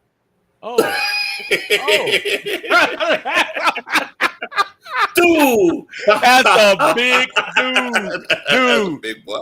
That's a big dude, man. He was nice as could be, man. He was very kind when he came over here. Brian, I'm gonna let Lowe talk to this because D'Angelo spoke to Lowe over on the side to tell him, and he can verify what you just talked about, Brian. Go ahead. So I asked him. I was like, hey man, are you still going to be an outside linebacker? Because I've been hearing rumors. He was like, hey man, I'm gonna be honest with you. They've been running me an outside and inside linebacker. He was like, he also reaffirmed. He was like, man, we fast this year.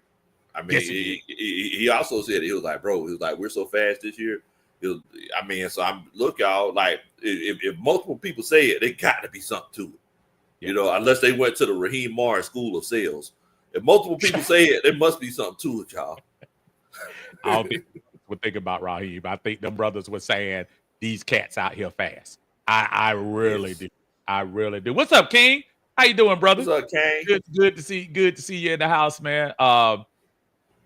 Brent said Ulbrich wasn't a sexy hire, but with who we drafted, he's the perfect hire. That man can develop pass rushers. And Lord, Nate Ollie is exactly what we needed. First, Nate Ollie is a great hire for this team as well.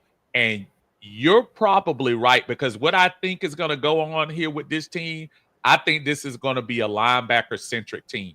I know remember last year they loaded up all of them young defensive tackles last year and defensive linemen. Now this is their second year. You got Nate Ollie now to get these guys fired up. And again, let's look at this linebacker core, folks. I'm very excited. Ellis, Walker. Yes, I know he's there. That Diablo. You still got Troy Anderson. You got some guys in here now that it's going to be competition. It's not going to be, we got to have you in here. It's going to be, we're going to be competing for some time, because these cats ain't no joke. Yes. There was a time, the last 2 years, we had to put Troy Anderson in there because we didn't have a choice. Now, Troy gets a chance to sit over there and look at some veterans and see what's really going on. And feel some pressure. Feel some pressure. Feel the pressure. He gets in there. Exactly. Y'all make sure y'all do me a favor. Y'all hit the like button for Big Low Country Sports. Also hit that like button for Uncle Steve's Lounge. Yes. Appreciate it. If y'all haven't subscribed to Uncle Steve's Lounge or Big Low Country Sports, what you waiting on?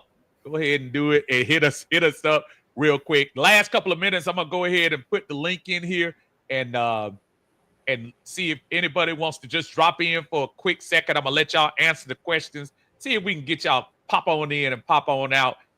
Talk real quick again about your favorite Atlanta Falcon, for circling all the way back. Favorite Atlanta Falcon, and then also what song you never get tired of hearing.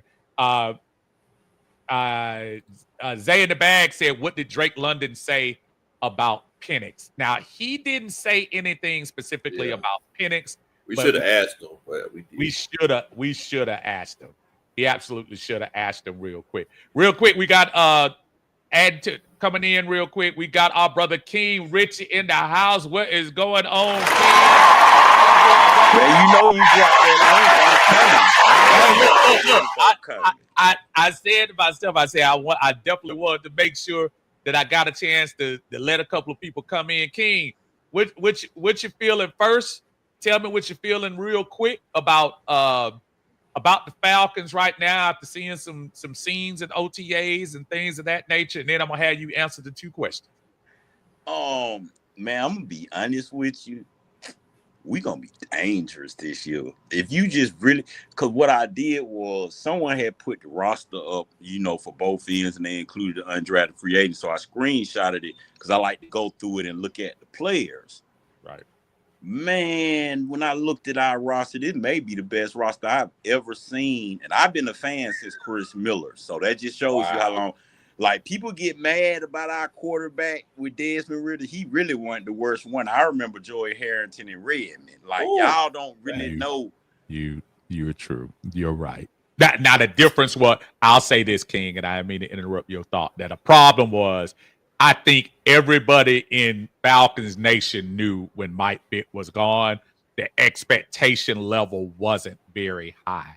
Yeah. I would argue that Arthur Smith tried to sell us that Desmond could run the offense. Now, did you get that feel, King? I'm gonna be honest. I feel like Arthur Smith really ruined Desmond's career because I remember Desmond Ridder from college, and he was not really a bad quarterback. But when you don't have a quarterback coach, what do you really expect to get?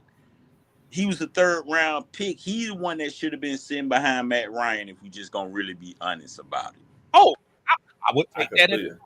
John, by the way, John Harris would probably be giving you a hug right now if you talked about that. Yeah, I'm sure his ears are itching somewhere. No, because I'm gonna tell you why I say that though, because I'm really sick of the media right now because they talking so bad about Michael Penix. It's like y'all mustn't watch this man in college. Y'all must, and I ain't saying he had the best 3 games in the world, but it's like, bro, put it like this.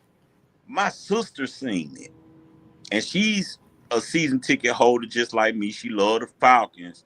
But if she seen it and said, boy, we might got us one. My cousin, a Tampa Bay fan, and he even told, we talked back and forth about the season. So when I went over there the other day, he was like, and I give him congrats because I like, Baker got him some more weapons. So y'all gonna be dangerous. He was like, bro, look, Penix, he was like, y'all got y'all one.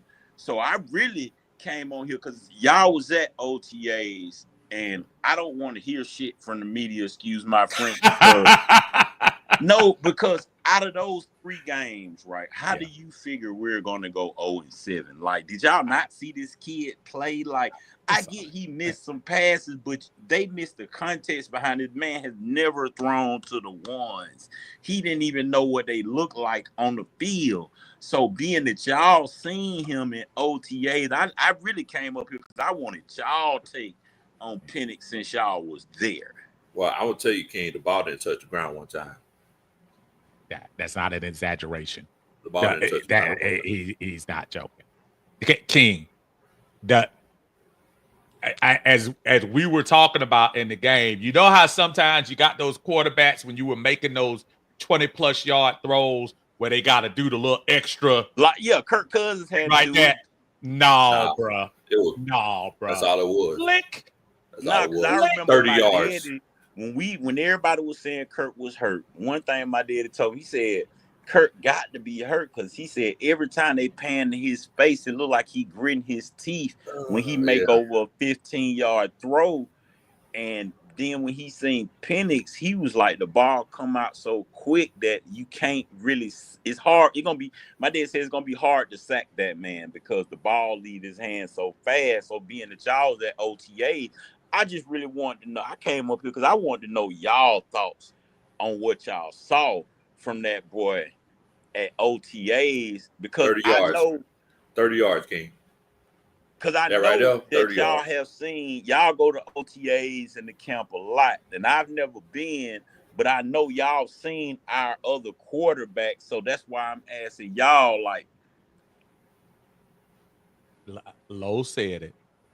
I have not seen a quarterback throw like that in person since Mike Vick. And I'm also not seen the power. Yes. Go ahead. I'm sorry. Oh no, I'm sorry. I'm also want to say, and this might hurt some fans' feelings. I watched Matt Ryan and OTAs and training camp many times, but I've never seen the ball thrown like that in practice. At a Falcons OTA or camp ever. Because the reason why I say that because when he did that interview at the Waffle House, remember he called Matt Ryan, and it's like I've never seen that excitement. The excitement I seen out of Matt Ryan when he asked about golf. Matt Ryan said, "You don't even worry about golf for about 20 years, Penny. That's not like you need to leave golf alone, right?" But it's like Matt Ryan, at much criticism, like that's something else that really made me like Matt Ryan even more because it's like. I seen the passion in him when he was talking to Penix, like we really got us one. Yes. And if you got an MVP quarterback telling him, look, you don't even need to worry about golf right now. You need to focus fully on football. He like, look, you can get a trainer for golf anytime. But right now it's like they say that Penix is more vocal now, and I'm just wondering, did y'all see all this stuff that they saying, like the growth and all of that? Because I do know he did have a little problem with putting touch on them short passes. Like, I mean, that's something that can be worked on. So, Yes. did it look like he worked on what may have been his, weakness last year per se?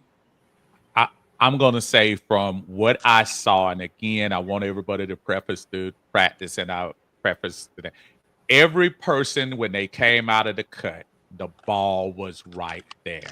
Every out that he had when they came in, the ball was in their face. And even in the last couple of throws on the one drill when he was going to the end zone, again, he came back, threw the ball up. The receiver was still running like this, and by the time they turned around, the ball was right there. Yeah. So he don't even have a hitch in his throw like most quarterbacks. Hitch, bro. I'm telling you, bro. Because that was Desmond Ridder. That was really Desmond Ridder's weakness and biggest issue is his hitch and holding the ball too long because he waiting on that hitch in his throw. Desmond might end up being Geno Smith. He might have to marinate a while to get it and have the correct quarterback coach to really do. Arthur Smith, you said it, King. He ruined this guy. Go ahead, Bitlow. I'm sorry. I keep. Oh no! You good? You good? Keep on going. You cooking? No. I'm just saying. I really feel like, again, piggybacking off what King said, he was done an injustice by not having a real quarterback coach on the team. And we were just kind of making it up as it go. The old days when we used to play football in the yard and you did the plays in the dirt and you were trying to do. That's basically what we did with Desmond Ridder, and we expected him to have grit and fortitude and all of that stuff, and thought we were gonna make a blue collar quarterback. And what we did was we ruined. Hey, King, don't listen to that. Uncle Steve Bougie, he had an iPad back then. Don't listen to that. Don't listen to that. Uncle Steve Bougie, he had an iPad back then. What was that? Oh, he had an iPad back then. Don't listen to that. My bad. My bad. Go ahead. King, let me put these questions to you, my friend. Let me put these two to you, then we go jump out and let somebody else come up in here. All right. The first question is: favorite Falcon, past or present? All time. Favorite pass or present? Ooh, Lord. We got to do it to you. You ain't going to come in here and not think, man. We got to put it to you. Come on, man. I would say Deion Sanders, but the only reason I won't is because I fell in love with John Abraham because we haven't had a pass rush since him. So, I mean, it got to be John, Big John. It got to. There you go. That's a legit. That's a legit good one. People, man. I'm gonna say this, and people are gonna get ticked off at me, because I do, and I can easily say I do have a lot of disdain for Deion, because not because. Don't get me wrong, I loved him when he was here. I just think two things. I know it's the Smiths; they didn't sign him and everything, but I wish he would have stayed.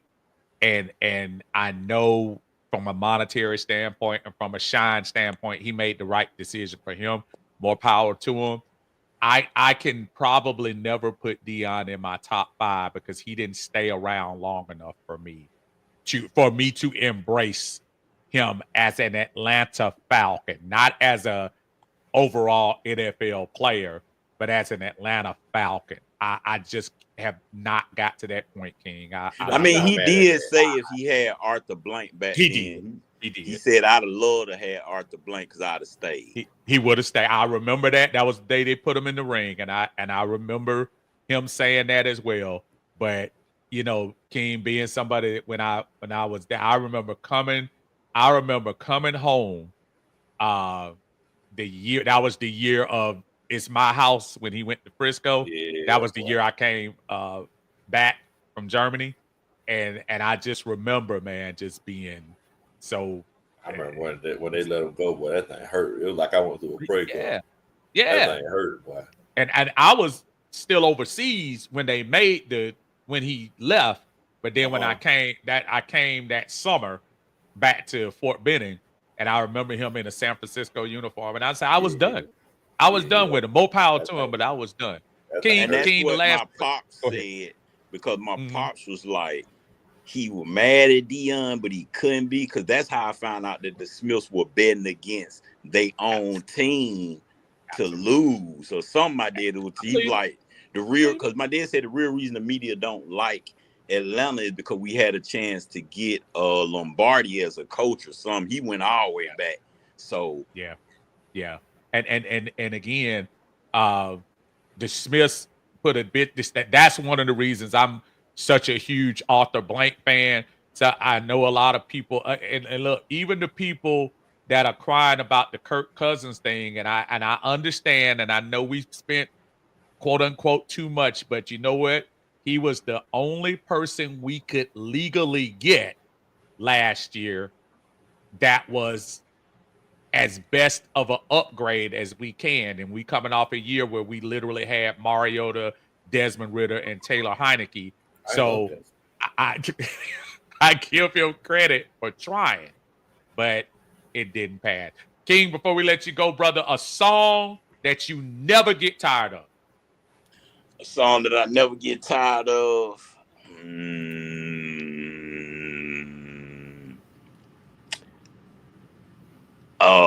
Man, I can't even think of the name of it. It was I think it's Fire and Ice. I think that's the name of. I think it was Rick James and some white lady. Oh, Fire and Desire. Yeah. That, like I said, I was telling the story. Don't mess it up for Richie. King for a minute. King stopped for a minute. He's like, damn, Rick here. He said, Rick here. Rick is here. He said, Rick is here. No, that was a good one. King, when we gonna see you, man? We gonna see you in 2025, brother. We gonna be checking out your show this year. Yes, I need to link up with somebody. I need to understand how to work YouTube, because every time I want to go live, they say I need 50 subscribers. I'm like, where I'm supposed to get 50? I just be wanting to talk. I don't, you see what I'm saying? I don't really know how to operate, because operating YouTube from my phone is different when I get on my laptop. Yeah. Right. So it's sort of confusing. And I need someone to really sort of guide me through how to even get to even being able to go live. Because it's certain requirements that YouTube making you do now. And they like, you need 50 subscribers, try doing shorts. And I'm like, I don't really want to do shorts. I really want to come do lives and talk. So I don't really know what to do. That's what's really sort of slowing me down a little bit. We gonna try to hook up with you for sure. offline, brother, and see if we can help you out. Just hook up in outside the comments. Hit a comment on one of the either one of our streams, and we gonna try to see if we can at least get you started and rolling, because you got too much knowledge to be not heard from, my brother. Exactly. We always appreciate you on our pods, on other pods, and you always come with some energy and some humor, and we love it, brother. Yeah, because I've been following y'all since Facebook. So absolutely. Bro, I remember. I ain't crazy. I tell you, look, I know who to dial in here when they get a chance to. So put that comment in one of ours, and then we try to see if we can at least get you rolling. It ain't gonna take no. Look, the folks who out here listening, as soon as we get King rolling, man, we just gonna need y'all to dial in to him. Y'all dial into him, man. Check him out. And then we're gonna get King rolling for 2025 and get him started so he can get out here and have Desmond Ridder on his podcast. Can I say one more thing real quick before I go? King, go ahead. My single is on YouTube. I need everybody to go over, put in King Richie Pop Out. Hold on, bro. And when you put in King Richie Pop Out, it's gonna say Pop Out. It's not gonna have my face or nothing. It's just gonna say King Richie Pop Out. in YouTube and go over there. Y'all go listen to it, like it. I'm gonna make a Falcon version to that song as well. So I'm on a bit low. I'm gonna make a Falcon version to it. Hey, you need a feature now, you know. Bit low. That's what I was just finna tell you now, bit low. You know. I jump on that thing. Hey, look. We want you to get subs. We don't want you to lose subs, King. Not from the jump. Not from the jump, King. We can't do you like that, man. Nah, but on the real though, I do got this one song because like Pop Out is more for the younger generation. Not gonna lie to you. Oh no, I feel you. I got other music that sort of fit like the older generation, and I do got this one song that's like I got it from one of my producers because he play live instruments. It's more like some Rick Ross style Justice League, and I need Big Low on it because I didn't know Big Low had the bars like that. No, because I showed my sister the first song Big Low did for the Saints, and she was the first thing she said is, "Why don't you do a feature with him and y'all do something?" And I was like, I didn't even know Low had bars like that. You know what I'm saying? Like that brother. That's why I had to share it to my Facebook. I had to share it. I came on that thing and that chinchilla. I was like, look now. I stole it from Upper Steve Closet. Hey, King, you go to him for the bars, but when you need the hook, come holler at a brother. Man, come on. Come holler at a brother. You do got the killer hooks, Uncle Steve. Come on. You do got the killer hooks. Not gonna lie to you. Come on, man. We already know who. King, for real, man. We gonna get you rolling, man. Thank you so much, man. We appreciate you joining us today, my friend. All right, I appreciate y'all. I'm finna go back to the comments. You the man, brother. Thank you, man. Hey, man, and I'm for real, man. We're gonna get King rolling, man. So anybody want to jump in real quick? Like I said, we're gonna take about another 5-10 minutes because I know Low getting towards his bedtime. So I know man, I'm chilling, man. Y'all want to pop in? I'm good. I'm good for a little bit. I just want to give people a chance to come in. This is, like I say, man. The one thing I don't apologize for. I don't apologize for humor, and I don't apologize for good times with folks. I love chopping it up with my buddy Big Low, and I hope it comes across on the chat that you talking about two brothers that just not only just enjoy sports and enjoy just chopping it up with the rest of y'all, and don't think. Listen, when we get stuff like this, we get a lot of comments, and I don't want anybody to think that we're ignoring it. But sometimes everybody get in. So if you get a chance, if y'all want to pop in real quick, we're gonna let you pop in. There's no NBA tonight. The Indiana Pacers went on and took out the New York Knicks yesterday. So that's it's gonna be Oklahoma City against Indiana, and the only people mad are the sponsors because they did not. They did not want Indiana. I looked it up. Indianapolis has the 25th largest market in the United States, and Oklahoma City has the 44th. So they wanted New York versus they would have gone LA. See, honestly, I think Minnesota would have been great because Ant is, kind of like the guy. Yeah. But they want New York, Boston, LA, the big market team. The big boys. Yeah. Oklahoma City and Indiana is going to be pleasant to watch on the court, but from a standpoint of viewership, I don't think you're going to get a lot, Lo. I don't think so either. And I mean, Tyrese Halliburton. I mean, he's a good player, but he's not a big name, right? Shea is becoming a big name, but it's not going to hit like it would with a Steph or an Ant or LeBron, Luka. It's not going to hit the same, man. I hope people that's not stunting on that. We're not saying Halliburton isn't talented. We just saying he's not that guy. Jalen Brunson, well, New York, period. Yeah. Would have gotten big ratings. Just New York. New York would just York. because it's New York. But Jalen Brunson is more of a star. Matter of fact, Jalen Brunson or Cat, I think, are more marketable than Tyrese is as far as that. And again, I'm not saying his talent level. I'm saying in terms of just, I don't honestly, I think it's going to be a sweep. You think so?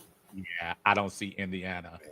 I don't see the Pacers doing it. Or if Denver would have made it, everybody. I mean, I love me some Joker. Now. I ain't gonna lie I think I love Joker too. I'm gonna go as far as saying this: Denver, Minnesota, or OKC, 4-0 or 4-1 over Indy. Either one of those. Either one of those. Easy. We got somebody else in the chat. Our brother James is in here today. We appreciate you, James.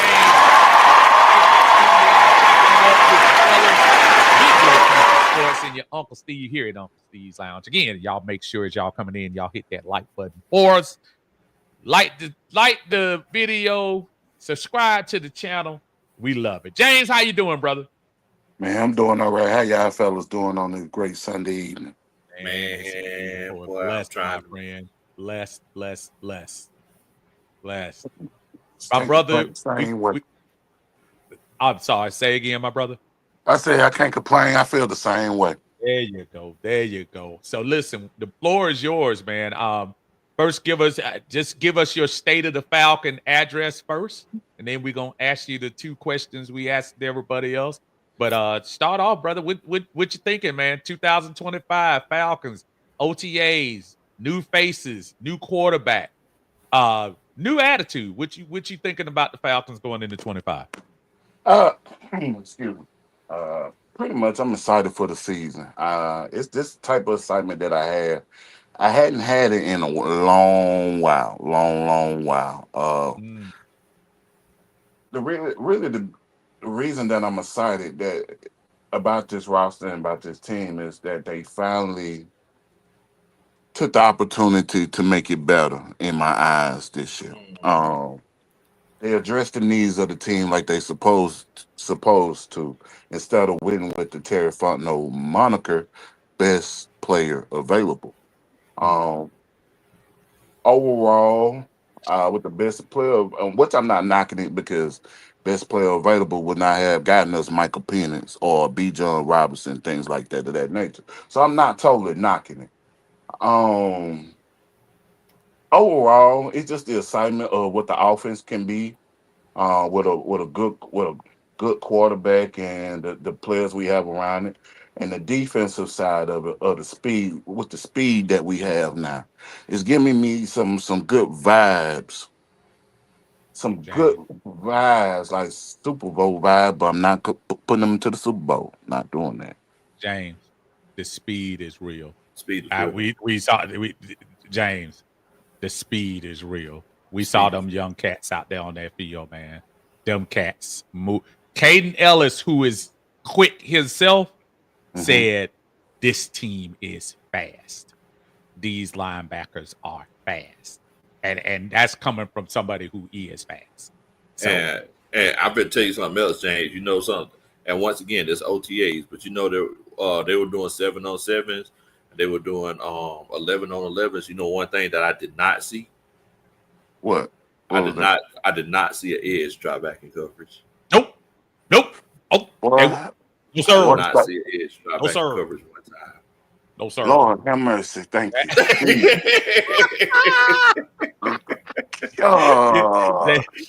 Jay said, praise him. We gonna get it right. Man, bro, I'm gonna play gospel music. I ain't lying.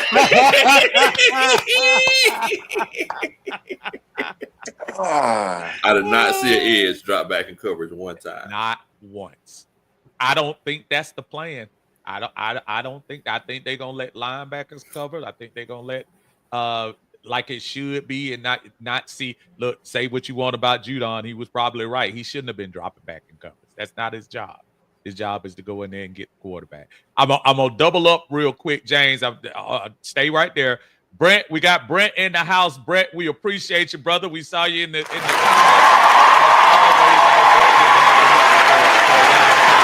Appreciate you, brother, and thank you for joining us, man. You ain't hit that vodka too hard, did you? Yeah, a little bit. Hey, what's up, fellas? All right, Brett, the floor is yours. We're gonna do you just like James, man. Tell us, give us a going into what you hearing, what you seeing, the free agency, the draft, what we got this year. Just tell me what your excitement level is going into 2025 right now. I think my excitement levels are probably, for the first time in 2017, maybe was the last time I was excited going into a year. Truly, I'm pumped. I think we can be something. We're going to have some hiccups along the way with a quarterback still learning. So we got to be prepared for that. But I think with his ability to throw the ball down the field, I mean, we saw it against Carolina. I think he had 6 big-time throws in that game. Yes, sir. Wow, I just try to picture. Yeah. Yes, he did. Yes, wow. Think about all those and a couple of them, 1 or 2 he overshot, but he actually got the ball down the field. Man. Well, let's put it this way: nobody else caught him. No, the defense didn't catch him either. That's true. At least he was. I'll tell you that. He completed 6 big-time throws in that game, which is insane. Let's say he does that, 6 or 7 games in a year, right? Along with everything else he can do. I think this offense and Drake London and Mooney, like I said, doesn't get the credit that he should get. You're right. I'm big on analytics and statistics, and when we signed him, I was like, look, this man creates about a yard more in separation than any other receiver in the league, which was a fact, and I'm a receivers guy. I played it. I've coached it. And so for me, that I was like, okay, with Kirk, of course, timing, throws, separation.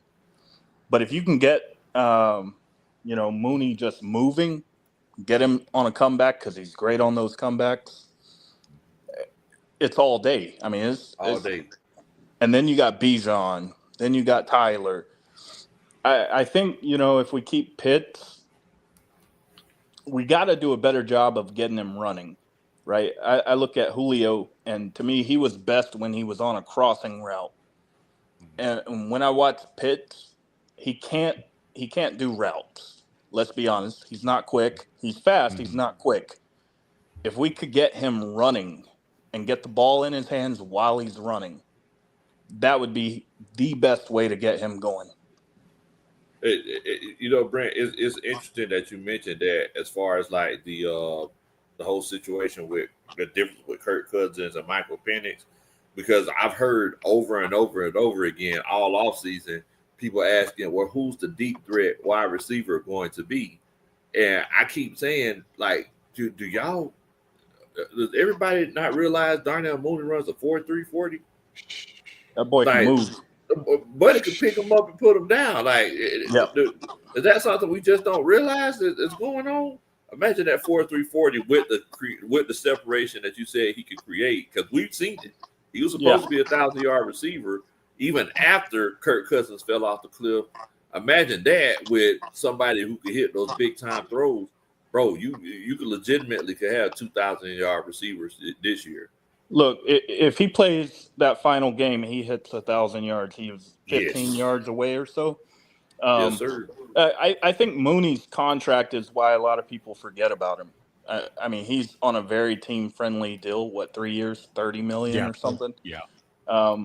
Contracts typically come with, what we think of players.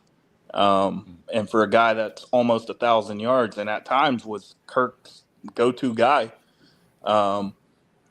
money is how we view players, I think. If you're not getting paid much, you're not as big of a deal, right? It's just the fact of it. But Mooney's that guy, along with Drake. And they can actually get out of that contract fairly unscathed next year if they wanted to. As far as Mooney is concerned, I'm gonna put the question to both of y'all as we got some other people on the outside coming in as well. So both of y'all, I'm gonna start with you, James. Favorite Falcon player?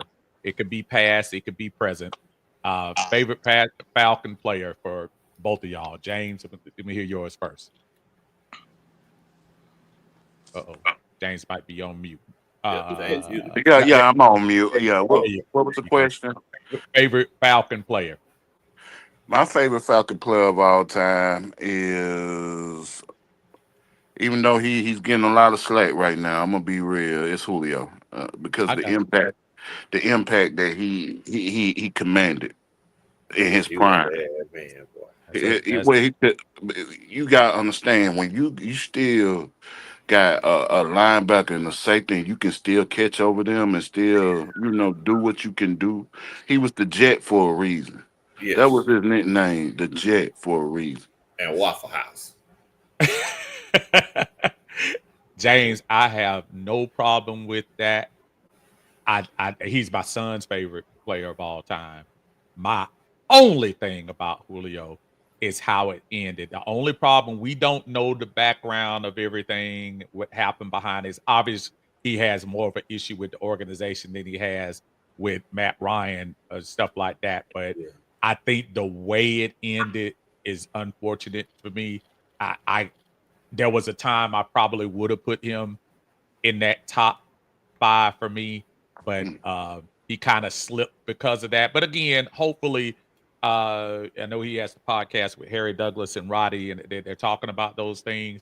Maybe if I get some background, he'll be a little more forthcoming about what happened. Go ahead, bro. I think when the next episode is going to be real critical, and the reason why I say that is because he actually is going to talk about the release and how was it his worst day as a Falcon, being traded from the Falcons to Tennessee. Yeah, he's going to hear that. And he's going to talk about that. And never been the same. And I hate that. I hate that for his legacy, for what he was. Because I think had he come up with another 1 or 2 Falcon years, we wouldn't even be talking about Hall of Fame. And the part I think now, these last few years, I'm just being real because I'm looking at the receivers that are not getting in. I'm saying he could wait. He could end up being somebody who waits. I don't think he should, but he might end up. Brett, who do you have as your favorite Falcon, past or present? Okay, let me. Can I go back to a different point you made a little bit ago, and then I'll go right to that. Of course you can. You were talking about Mooney's contract and how we can get out of it. Yes, sir. Terry does not get the credit that he deserves for giving us team-friendly contracts. I've been saying it since Bates. We can get out of it. He does such a good job of giving us contracts that are front-loaded, so we're not screwed years to come, unlike Fontenot. Dimitrov? Yeah. Dimitrov. I done forgot about that guy. You hitting that vodka like that? Man. You need to get on some of Lowe's moonshine. That'll get you right down here. Hey, I haven't had some moonshine in a minute. Favorite Falcon ever, Joey Harrington. I'm joking. Oh, man. I know the vodka now. Grant, we were getting ready to put you in Desmond Ridder. I was finna say. No, it's Roddy White all day for me. I think Julio is the best receiver we've ever had, and I don't hold anything against him anymore that he's retired. But Roddy, just the dog he was. I'll never forget. Teams, man. Yeah, 2-time state champion in wrestling. Yeah. Like I remember watching the NFC game against the Seahawks when Sherman had been talking all that shit, and just you didn't get that with Julio. You could not get that with Julio. I mean, he would do his business, but Roddy would. I mean, he stood on that shit. But you know what, Brent? But you know what's crazy, and it's interesting that you're a wide receivers coach. I've never seen Roddy run that route in my life. No. Okay. All right. I thought it was just me. I was like, No. I've never seen. They had to put that one together on the side. They had to use Uncle Steve's iPad, before they came out. they had to put that one together on the sideline. Like, we're gonna put this together just for him because, I've never seen Roddy run that route ever in life. The closest route he ran that I can think of to that was against Carolina when we were at like the 2-yard line. Yeah, when he just threw from the opposite side of the field. Yes, sir. But Roddy was not really the guy you would send down, 40, 50 yards. He took that ball from him. He took that ball. It was personal. I mean, they got in each other's face. And that moment right there, I mean, I grew up a Michael Vick fan, right? As a kid, like my favorite play ever was when he split the defense against the Vikings. Minnesota overtime. Yeah. But as I've gotten older, it's Roddy. He still reps the organization. Like, he a dog. He is. And that's what you want. That's what we need more of. And that's what I think guys like Drake are.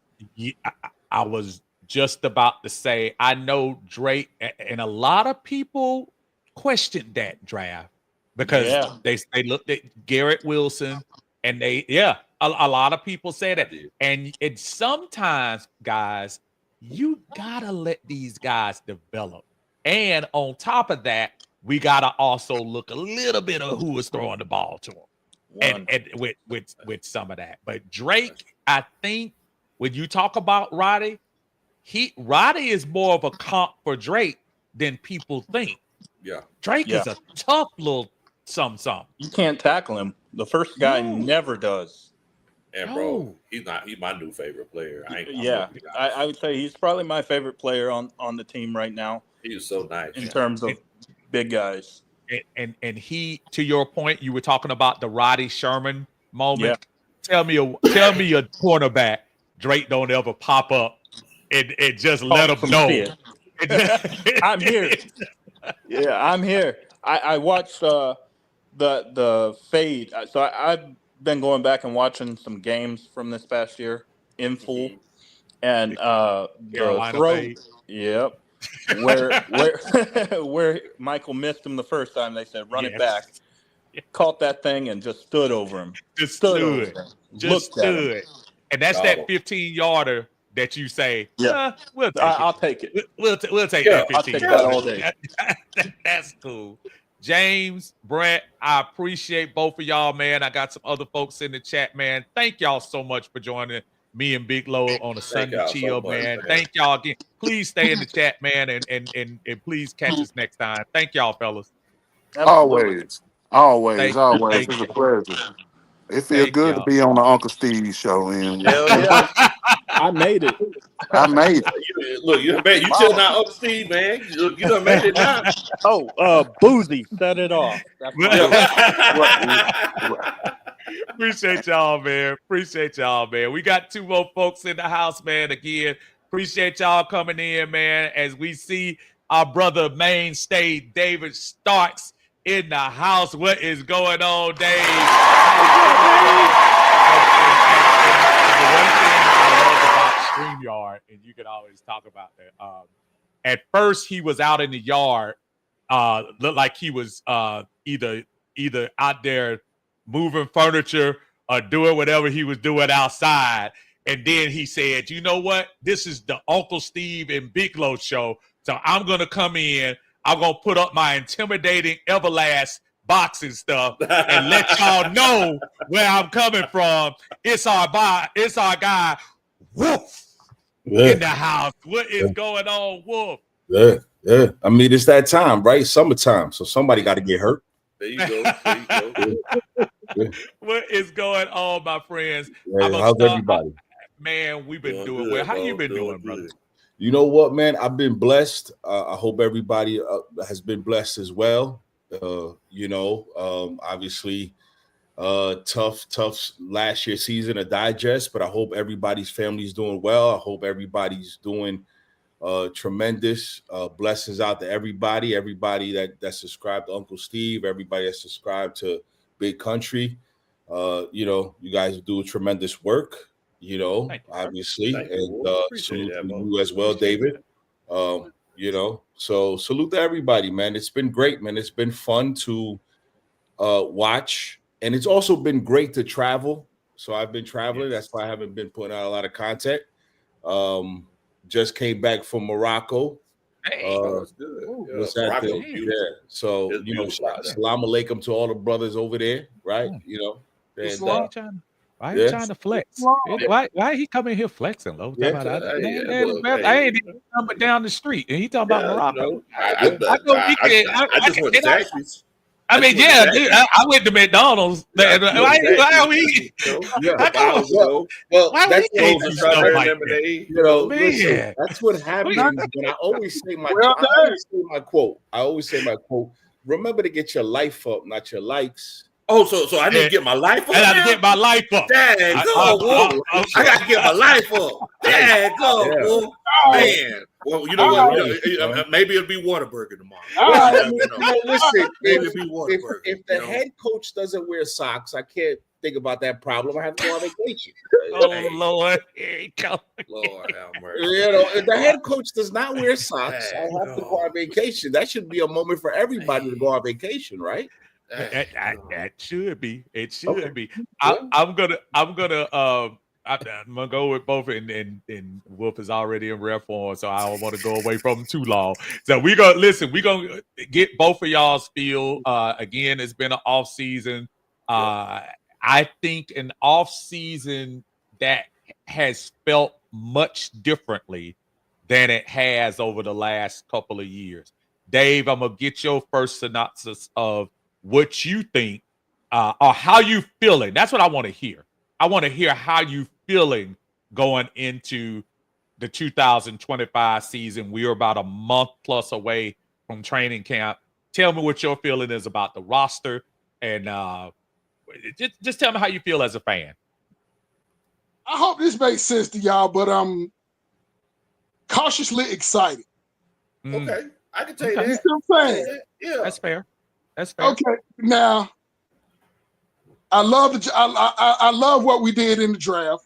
Yeah. Jalen Walker, of course, getting that bulldog Jalen Walker, and I love jumping back into the first round to getting Pierce Jr. because some people at the end of 23 had Pierce Jr. projected number 1 overall. Top 5. I remember that. You go. So giving up that 26th first round pick, which number 1 I suspect to be in the 20s or later, I don't care anything about that. Right. As you know what I'm saying, but you got the pundits and all that. You got the pundits and all that. You know what I'm saying? Sitting up here and of course if you ask me, they just got to keep Bill Belichick happy. That's just my thought. You know what I'm saying? But you know what I'm saying? So and that way they got crap on, so they got the crap on everything we do. Of course. That's they do. And Lo, you mentioned something, because I did not know Mooney ran a 4.3. Yes, sir. Oh yeah. Did not know Mooney ran. I thought he was more short area quickness. Oh no. I thought he was more short area quickness than he was long speed. But if you're telling me Mooney runs a 4.3, then yeah, we got our deep threat. You know what I'm saying? To have him going long, and maybe maybe if Pitts can get his stuff together this year, and Drake working the intermediate areas. Yeah, and I'm gonna piggyback, and I'm gonna let you follow Lo. My son helped me when we made the signing, and I'm not gonna joke with you. I'd seen Mooney a couple of times. When we got Mooney, my son told me, "Dad, he getting ready to take the top off." And remember, the injury stopped Mooney. Mooney was actually the guy before he got hurt. Drake came in, and Drake was still doing Drake things, but Mooney could take that top off. And if he can keep that hamstring nice and warm going into the season, bruh, and we got Drake for the intermediate passes, and we can get Mooney to take off the top. And remember, y'all, we got Jamal Agnew too. That brother can fly as well. Right. If we can get them cats in there, I think it's gonna be awesome. I am more than, and I'm not even joking, Wolf, when I saw your face, because you are a fair fan. In other words, what I mean is you're not afraid to tell us what we don't want to hear, but at least keeping it honest about how you feeling. In this off season, up to June 1st right now, how you feeling about the prospects of 2025, brother? So, again, I want everybody just to pay attention. I don't want anybody to be like, oh, the Wolf is. Listen, I'm part of a losers club. Okay? But Wolf, your life is up. No. See, now we talking about, I'm trying to get, I don't rap. Yeah, I don't rap, but I'm trying to get the bar out. I'm a loser, right? So when you have an organization that has failed a multiple amount of years in existence, right? 20 years of good record doesn't negate any 66 years of existence. You understand what I'm saying? And I'm older. See, when I used to go visit my sister in the 90s in Atlanta, I was excited because I didn't know any better. I'm a grown-ass man. So different type of mindset you going into. Now, the reason why I say it's a losers club, Uncle Steve, is because I don't got nowhere to go but up. That's fair. I got to fight my fears. I got to go up. Guess what Raheem Morris got to do?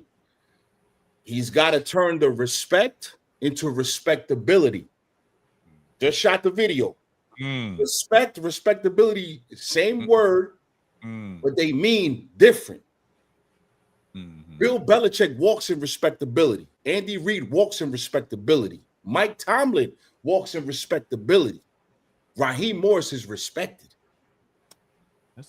I hear you. That's okay. Good. This Falcon team is respected, but we have to walk in that respectability. And the Bucks have been walking that respectability the last 4 years. I'm not trying to outrun the South. I'm trying to decapitate the South. So when we listen to the words as men, as women, when we listen to words, we got to check what the person is saying. Because Raheem Morris uses wrong wordage. I don't know whether his publicist knows how to write a speech or not, but it's the wrong wordage. And we're being beaten by a man in Todd Bowles that the Tampa Bay fans don't even want. By the way. So, am I excited, Dave? Low? Uncle Steve? No.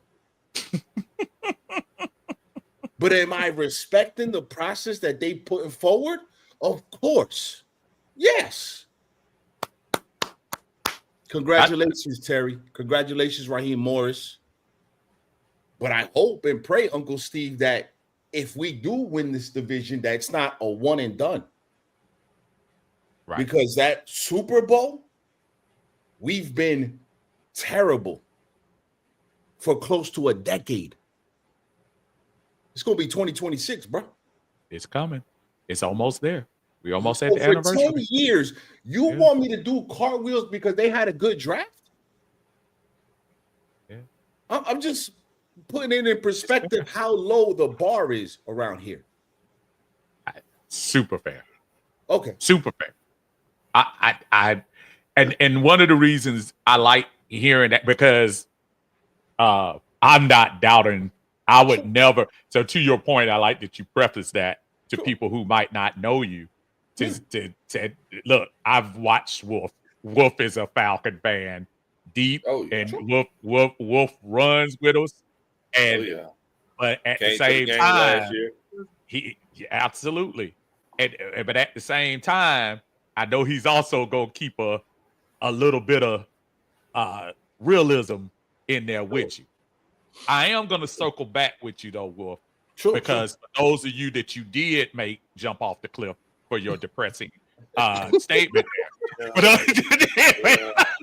there's people that jump. For those right who now. didn't, There's for people those that who jump. didn't call 1-800. I was looking around. I was, I Googled canyons and cliffs in the area. At least give me this at least, Wolf. I'm not trying to. I don't want to force you to do what you don't want to do. Cool.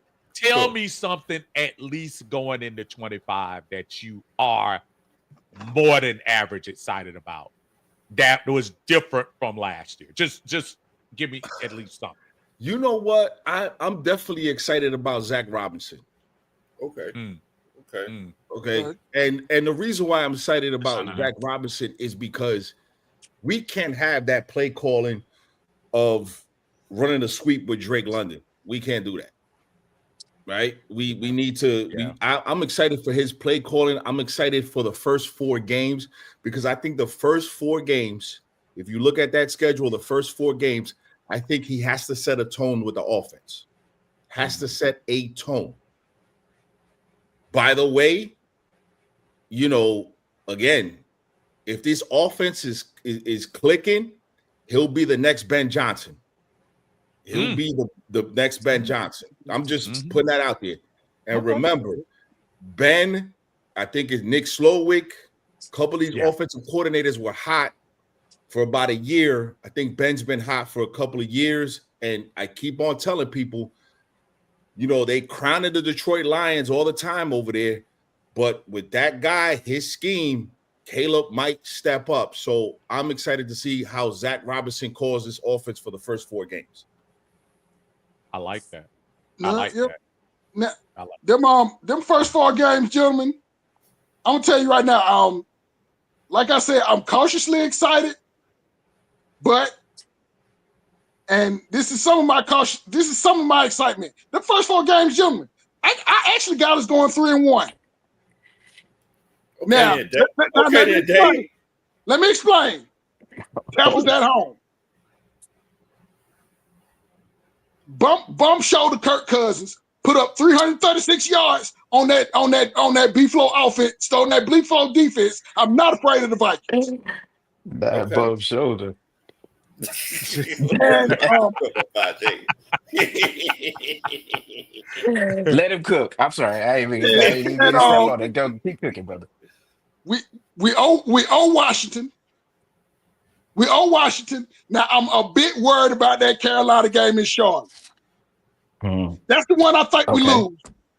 But them first 4, I think we headed to the by 3-1. Look, well, I'm gonna tell you, Dave. In the words of the very racially insensitive crows that were created by Disney and Dumbo, I'm going to tell you something. In the same way they said, I think I've seen about everything, but I've never seen an elephant fly. I've been worried about a lot of things. I've been worried about I got a lot of gray hair here, Dave. But and this might excite a lot of the Panthers fans. But I'm worried about a lot of things. But I ain't worried about the Panthers. Right. I am not worried about the Panthers. I think it's gonna be better. Hey, I agree. I'm with you. I'm with you. I agree. They will be better. But one thing that I've noticed is that Raheem Morris, his first season here, he coaches. Raheem Morris, he's petty. He reminds me a lot of Padre. He's very petty. So it's one of those cases where the same way, he coached his best games against his former team, the Tampa Bay Buccaneers. I believe he'll really coach one of his best games against the Carolina Panthers, the way that they got his best friend fired, that last game of the season. He's like, how dare you do that to my old boy? No, it was his fault behind. It legit was. Yeah. I got petty. I got 2 things real quick. The first thing is I'm going to recognize the first super chat of the day. It's our friend Tanisha Higgins. What is going on?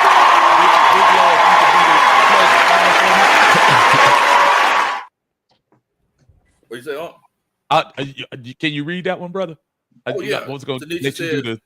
Look at here. We need to beat the brakes off the Buccaneers that game opener, and I'll be happy. And also, Tanisha, if you want to find Wolf, because I think you put in the chat earlier, his name is Wolf Solidified. You can go over there. No. Wolf respectfully. Oh, I'm sorry. Wolf respectfully. Yeah, they banned me from using the Wolf Solidified. Okay, I apologize for everybody who's trying to find me. It's Wolf respectfully. Okay, Wolf respectfully. I'm sorry. Listen to happy music first. Yes. Listen to happy music before you go on there. The reason why Lo is telling you that is because there's a warning that comes with my content. There's a definitely warning. Yeah, there's a warning. It's because of what I just said. Listen, you gentlemen are right 99% of the time. Hold on. Before you go on. Dun, dun, dun. That's a Superman chat. We got to get the Superman chat first, Wolf. I'm sorry. Hold on. I'm sorry. Whoever my Falcons. What's this? Wow. Hey, that's my team. You wanna hear news, wanna hear songs. You chill with Uncle Steve. Wow. I gotta get in the studio. Wow. He hit a pinky toe on the bed frame. It's just something happened. I don't know what happened. I gotta get in the studio. Man. No, you don't. No, you don't. The second thing I want to do, we didn't properly bring in one of the most one of the greatest guys and one of my favorite people in the world. Stop the cap. Ever, and that is our buddy, boy, our pal. And giving him much love, Padre. Wolf, I'm sorry, dog. You was making some very eloquent points there. And then, Uncle Steve, you know what I'm saying? Now that he is, freshly retired and he can spend 8 solid hours swimming in his money like Scrooge McDuck. This is how he choosing to spend his time now. Right. You know what I'm saying? Hold on. And apparently he done slid low a couple of dollars. Look, I went to the retirement party. See, I went to the retirement party. Okay. You see that? And you know what? No. I'm glad you said that. Look, Lo, Steve, I gracefully asked my brother to he did. He gracefully did. And you know what? Steve, I owe you an apology because Lo gave me plenty of heads up. I did have another engagement. No, I'm messing with you. I know. I did not get a chance to reach out to you and tell you congratulations on this next phase. I'm pretty sure congratulations. Thanks, y'all.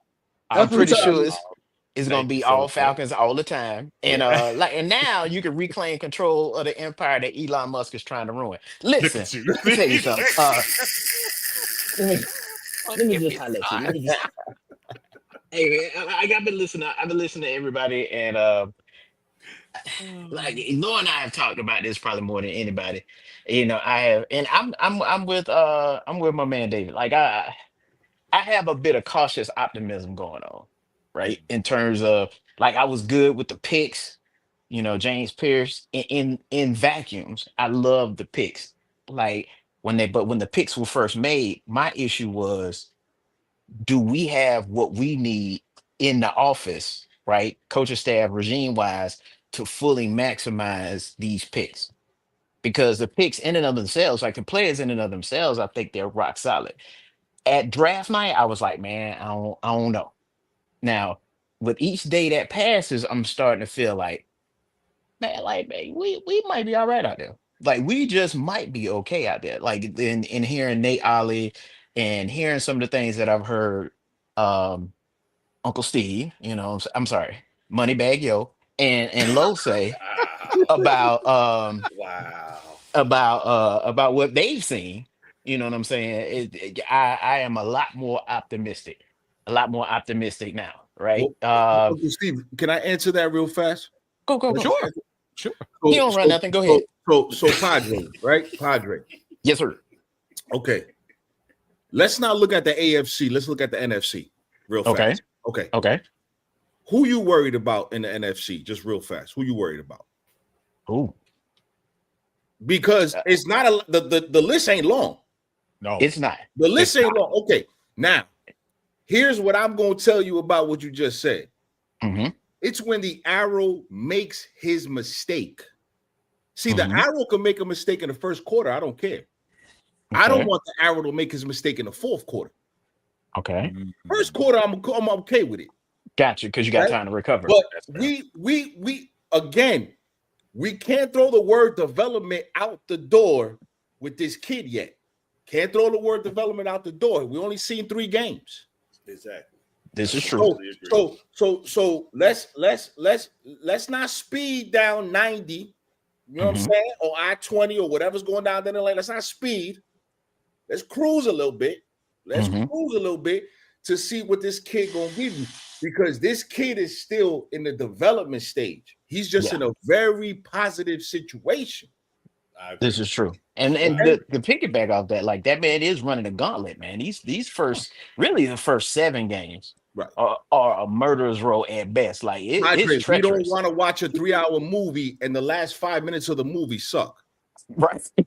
Right? We don't want to watch a 3-hour Star Wars movie and the last 5 minutes we confused. We don't want to do that, right? Right. So again, this is what I'm saying to where let's reel it back in a little bit. We have all these high expectations for the arrow, but we need to taper that down a little bit because we've only seen 3 games, and the 3 games that we saw, 2 of those defenses already had called it quits for the year. Right. Right. I'm going to counter one thing with that, though. The 2 teams battling for the NFC spot in the Super Bowl last year, we went 1-1 with the loss in overtime, and probably you could argue should have never got to overtime with some great coaching, which we did not have last year.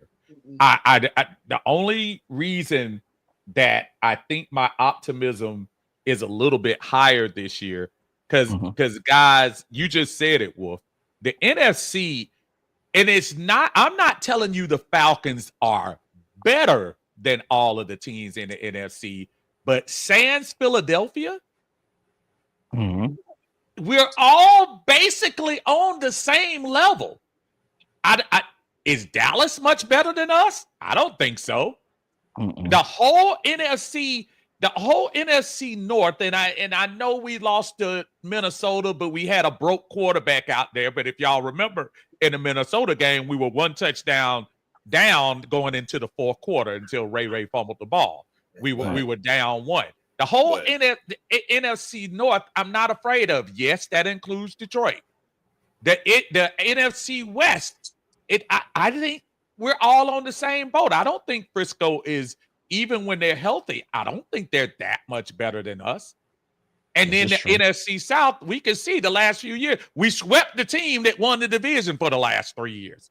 So, yeah, Wolf, I'm with you on that. I guess my point is, when you go to we've only seen 3 games, can I at least counter and say this 3-game sample compared to Desmond's 3-game sample is at least we had a quarterback, would you say, with advanced talent in the last 3 games as opposed to what Desmond was bringing to the game? I think that's why my level of optimism is up. The things that people were talking about, the touch, the hitting the receivers. We're talking about a quarterback that was throwing to the second string all year up until week 14. But so can I interject, Uncle Bad and Bougie? Can I just throw something at you? I'll give you that. Just real quick, I'll give you that, Uncle Steve. You're right. He has way better talent. Oh, I think Wolf got Here was the problem with the Falcon fans when we got Desmond Ridder. Here's the problem. Everybody wanted that guy back there. Yeah, we're not going to get another guy like that. Yeah. Well, Wolf, if you remember, I wasn't trying to tell people that. My Desmond Ridder love goes. I will say that I think whenever Desmond Ridder came, everybody knew that he was going to turn around to do this 70% of the time, right? I think everybody was just hoping whenever he did throw the ball that since Arthur Smith is a genius, it would be one of those cases where we will be good to go. So I think that's I don't think they were looking for Matt Ryan. They might have been looking for 2008 Matt Ryan, but I don't think they were looking for a 2016 Matt Ryan when it came to Desmond Ridder. Yeah, definitely. And the Cleveland Browns are still looking for their Bernie Kosar, and it's been 40 years. And my thing with Penix here's my thing with Penix here, gentlemen. By my count, 11 drops. Yes. Yeah. By my count, 11 drops. Yes. 2 of them led interceptions. Hello.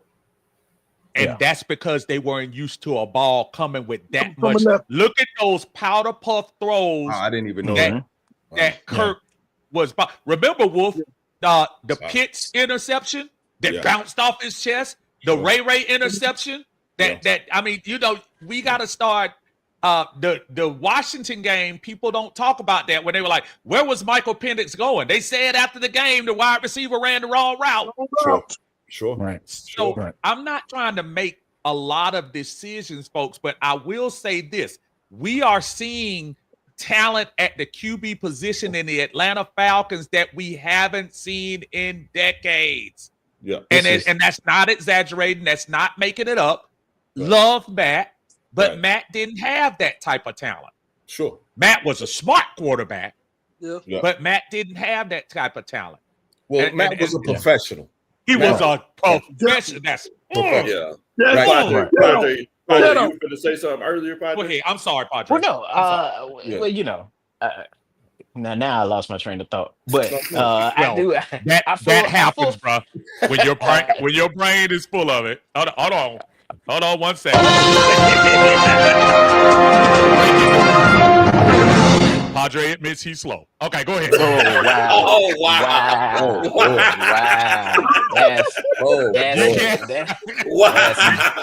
You set him up out here. That's nasty work. For me.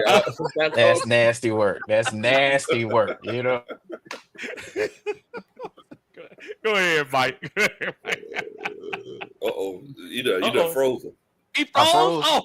Man. Okay, you good. You good now. You good. Here, Uncle Steve turned off my internet real quick. Consummate hater. So, but no, my thing is like, and I agree. Actually, I kind of agree with both of y'all, right? When it comes to Penix, Penix has shown us some really good signs in limited play. Like really, really good signs. And like you said, with those 11 drops, you got a left-handed quarterback who's got a different spin on the ball with more velocity. You're gonna have drops, and I get that. But see, my thing is that we did see a lot of good, but we only really saw it for 3 games. I would like to have seen it for maybe 6 to 8 games before I'm like, okay, he's that guy. And that's part of the reason why I'm like cautious, because I still want to make sure that he can maintain that over the long haul, right? I want to make sure it's not flash in the pan and we got like legit goal. You know what I mean? Yeah. Like Uncle Steve. I just don't think that was their plan. I just don't think that was their plan to insert the kid in. I just think that again, look, in business, you're gonna have bad decisions and good decisions. Oh, for sure. And listen, like, look, my trucking company was in business for over 20 years. I did very well in my trucking company, but somebody came bigger and bought me out. It's good business. And what happened was that the Falcons were so inept at the quarterback position, and the quarterback value has changed throughout the league. Okay. Geno Smith, another $100 million contract, and Geno was drafted by the Jets up here, and for 7 years he sat behind bad quarterback after bad quarterback after bad quarterback. Sam Darnold again reset the value market, and I think that what Kirk, when he was going to places, he was actually playing very, very good ball, and good ball gets you paid now. See, we have to remember the contracts of the NFL with 32 teams. You're not going to have that Patrick Mahomes, Tom Brady guy all the time. You have to be able to get that level to at least good. A lot of people say, oh, Jalen Hurts. Well, that's a very, very put together Philadelphia team. Right. Right. So I think that Raheem and Terry, and then listen, if Arthur Blank tells you at the end of the season, listen, we had a conversation and it was brief. Well, I'm not the only one that described Arthur Blank as a mob boss. There's plenty of people that describe Arthur Blank as a mob boss. When the conversation is brief, who would ever do that? Yeah, it's curtains. it was brief, right? And so now Terry and them said, hey, we got to do something. Like, it just can't be like that because, listen, I don't think Terry's going to get another shot to be a GM. If he does, it's going to take a while. And I don't think Raheem's going to get another shot. If it doesn't work out, it's going to take a while too. Okay? I agree with both of that. Again, I don't want to put the black and white thing out there. I really don't. But Arthur Smith just interviewed for a head coaching job this year. Wolf, can I ask you this, though? I'm just saying. In true mafioso style. Sure. Do you think that in the lead up to week 18, Arthur Blank caught Raheem Morris in the hallways like, hey, you come here. Yeah. Come here. You brought your boy in here to run the defense, right? So I need you to let him go out there. If he dies, he dies. If he lives, he lives. Go out there. You let him. You don't touch nothing. You understand me? Yeah. Nothing. If I think you touch something, you're out of here. And then he let Lake go out there and choke the life out of the game and let it go. Again, low, Uncle Steve. You guys know more about this, Padre Dave. You guys probably know more about that than I do. No. The MLS soccer team is more vital than the Falcons. I would have said that. You see how there was a pause, though? No. You see how there was a pause? Good, man. You know why there was a pause there, Wolf? Because I couldn't believe you said that. In the words of an R&B song that a singer that we're not gonna name said, Don't ever let me hear you say that again. I'm gonna let Lo take care of some business real quick. We got a super chat in here on here. Lo, if you could do the business for us real quick. One thing I can say is Penix evolves as he plays. That's my optimism. Hello, right. Da da da. That's a Superman chat. You already don't play it real quick. Look in your eyes. What's going on? Let you know. Do it Uncle Steve. Padre just thinking about trying to be my agent now. Watch. He just thinking. Padre want the hurting to stop. Coach Ronnie, See, Coach Ronnie, can you bring me my nausea medicine? It's all good. You know what? It's all right. You know? It's an earplug. We can't get off the chitlin. I've been trying to get Southern Silk off the chitlin circuit. Steve won't settle down. Just play the tambourine. I can do that tambourine for a reason. Just play it. Look, I gotta take it. I gotta take advantage of this panel who is big awesome. So I'm gonna ask y'all a couple of rapid fire questions while we on here, and just give me y'all quick thoughts on it and go around for me. Purdy just signed the contract, and I know Wolf was talking about it, which looks like it's averaging right at about close to $45 to $50 million. I know that's, but to Wolf's point, that's probably the going rate right now. We got to stop thinking like this is 2018, 19, 20. The price is going up. I don't know if y'all looking at these valuations of the franchises, dude. And the money is going up. And guess what? Football is getting more and more popular. So as rich as they getting, the bigger the pie that the players are getting. I say all that to say, going into next year, Bijan Robinson, it's been a thought of mine that I say we go ahead and try to lock him up next year, because the price on running backs, if you see what they just gave Saquon, you see what they gave Henry, the next two in line are Bijan and Gibbs. Low, I'm going to start with you and work our way around. Do you think we possibly could entertain go ahead and getting Bijan? Because I'm telling you now, if he goes 1,205, 1,200 rushing, 500 receiving, you better pay him. It's going to be 30 to 35 next year. You better go ahead and pay that man now. Right. I feel like they're going to try to ingratiate. If they do decide to keep him, I feel like they're going to try to ingratiate Algier a little bit more, and I feel like they might try to stifle Bijan's numbers a little bit because, I mean, let's be honest, guys. He got a lot of carries. He got a lot of touches last year. Like, we don't want to, you don't want to, wear your thoroughbred out. Right. This is true. Yep. Absolutely. Dave, what you think? You talk about 1,200. You talk about 1,700 total. Yeah, we probably gonna have to pay him. We probably need to do it pretty early in the process too. Probably need to do it pretty early. We probably need to go. What's this coming up year gonna be? Year 3? This year 3. You talk about 1,700 yards. Yeah, this year is year 3, and next year is year 4. Year 3, yeah. You talk about 1,700 yards. Yeah, we probably need to rip up his contract because he'll be eligible. He'll be eligible for it. Yeah. The only reason I say that too, and I see the question, I see Mac, I hear you saying play through his rookie contract. The only reason I mention that is because the longer you wait, if he has another year like he has this year, folks, I'm trying to tell you, he's going to be. He and Gibbs right now. I'm telling you, it doesn't matter which one. One of them is going to be the highest paid running back in the game coming up. Right. Wolf, you're next. What you got? What you think? So basically, you can't pay everybody. Number one, you can't pay everybody. So we got some great talent on this team, and we're not going to be able to pay everybody unless they know they have structurally. Now, the guy that's in charge of the money is obviously the president, which I can't think of his name right now, but Beatles comes from a financial background. He does come from a financial background. I think that they're probably like you said, Uncle Steve Lowe.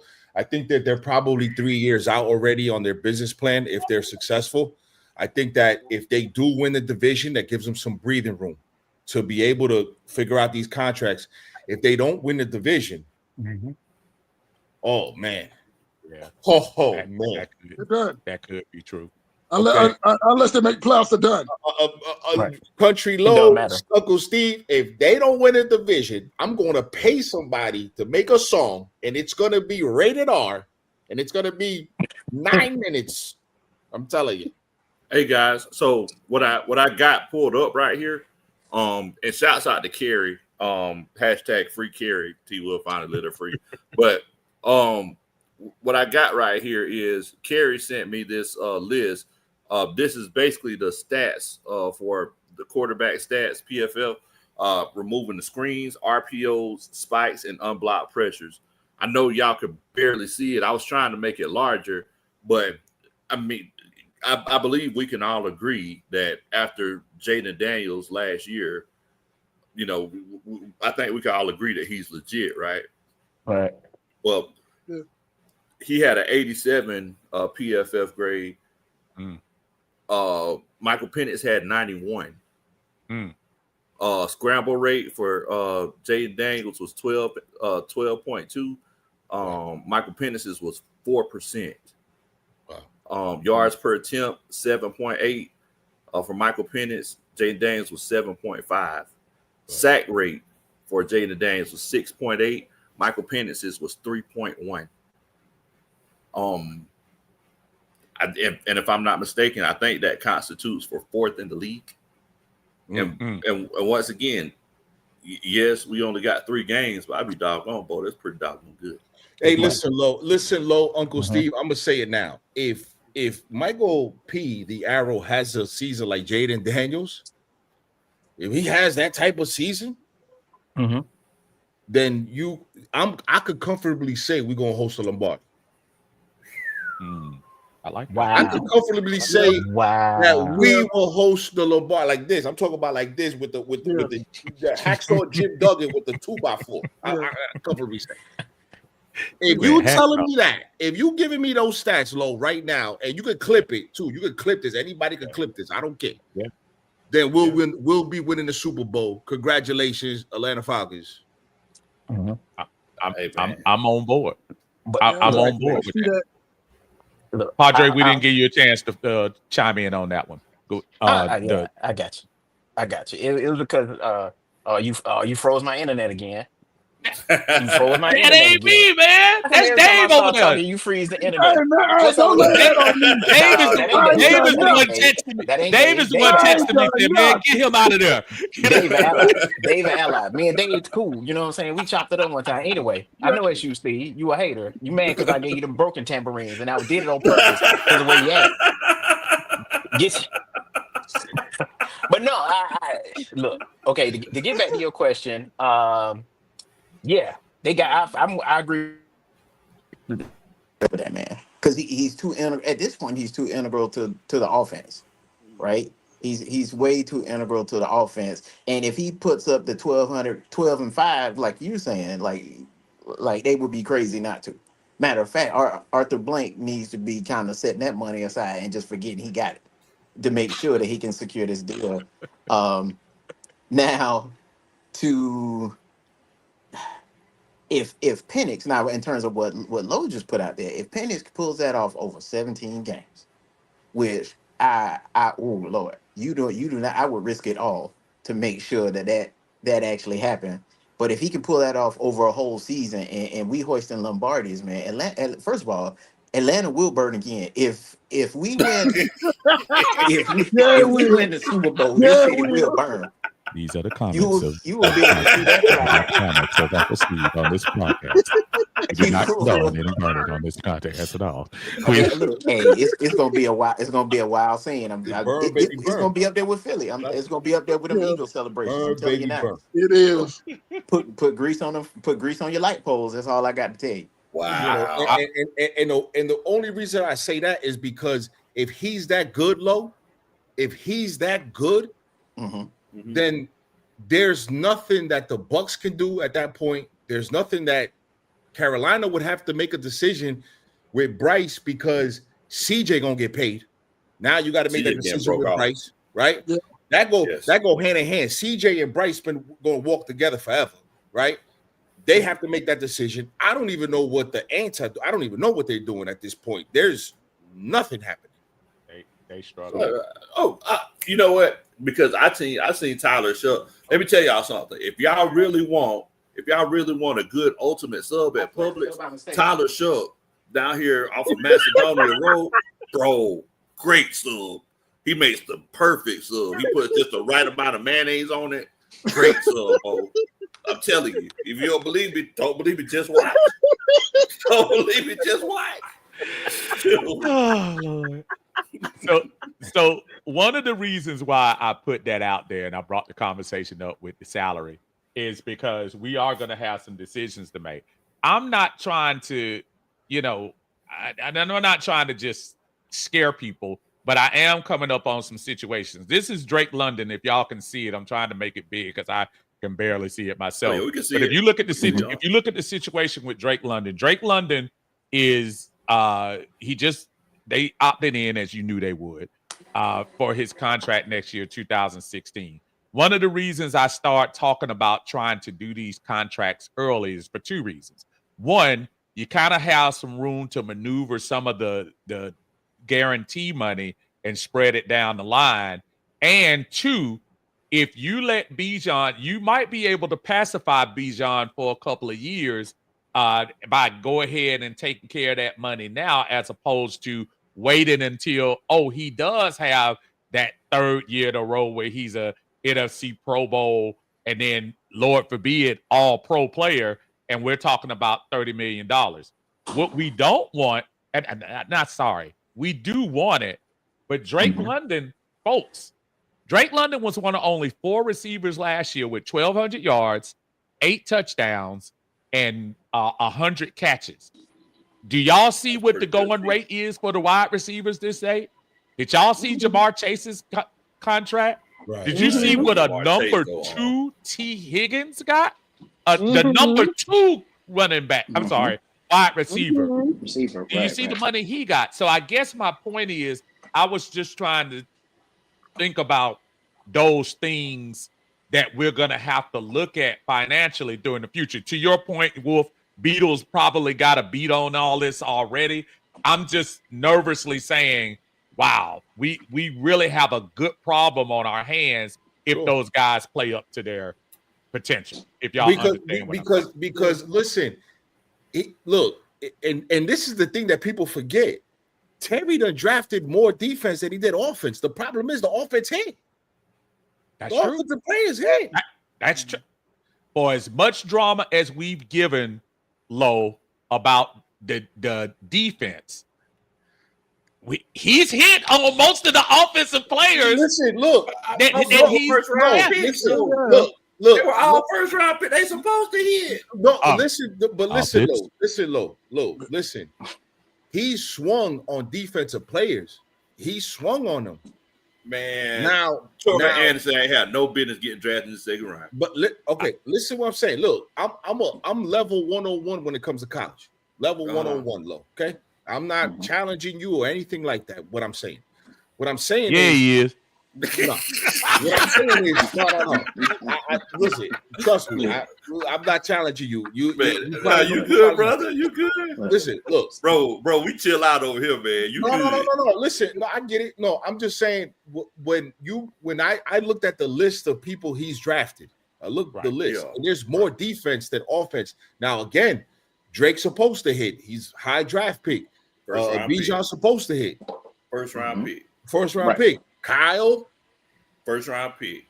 Has he hit though? That didn't even work. Nah. Has he hit? No. Two and a quarter. Has he low? 2 and a quarter. He has not hit. He is not hit. Okay, he ain't hit, right? Okay. Right. Daryl Mooney isn't his. No. Okay. Tyler is he hit. That's a big hit. Okay. That's a huge hit. Okay. Bergeron. That's a hit. That's a hit. Okay. That was second round, right? Now name me the defensive players he's drafted. So Richie Grant. Richie Grant, second round. Didn't hit. Who else? Nope. Troy Anderson. Oh, wait a minute. Hold on. That wasn't him. Mr. That was Dimitrov.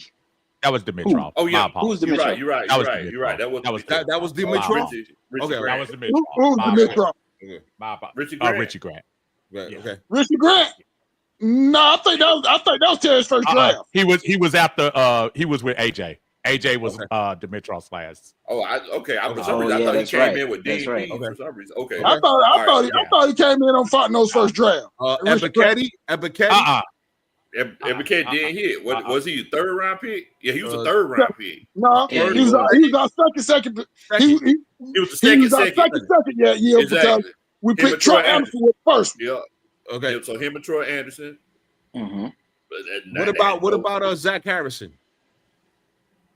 Don't know yet. Jury's still out. Don't know yet. Okay. I'm optimistic, but he hasn't hit. Okay. He hasn't hit. Marco Helms. He hasn't hit. When was he drafted? 6th round, 5th round? I'm just he drafted late, like 7th. Yeah, he was drafted like 7th round. Yeah. Terry's done a well enough job, I think, to be able to say, hey, we've drafted this guy's do the homework. Now, me personally, from what I heard in camp and what I heard, Xavier, they love him. Yes. They love him. Yes. He might be that guy with Jesse Bates. Obviously, or he might be Jesse Bates. Right. Jesse Bates might be gone. Right. And here's the thing, Lo, is that Uncle Steve and everybody, I don't mean to whatever, but this is when you evaluate the talent this year in order to make moves to free up some money next year. And I think that's where they supposed to have a pretty good. They're supposed to be pretty good in cap space going into the 2026 offseason, right? After they release. After after we drop Cousins. Yeah. Oh, well, he gone. Come on now. Yeah. So we're gonna have.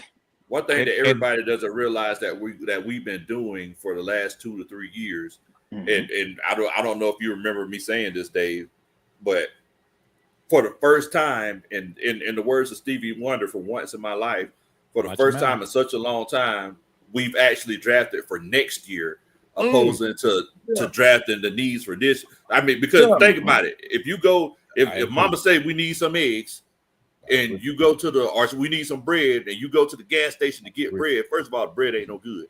Second of all, the bread's extremely expensive, right? But if you go to the grocery store and you buy the groceries for next week, it's cheaper, and you actually get what you need. So for the first time, you draft Rukaroro. You draft him the year before. Whenever we drafted him, I was like, yeah, it might be it for Grady. And I'd be doggone John Brown. If it was it for Grady. You know, that's what I'm saying about Xavier Wise. You drafted a guy just like Jesse Bates. Right. It's a good chance Jesse Bates might be gone.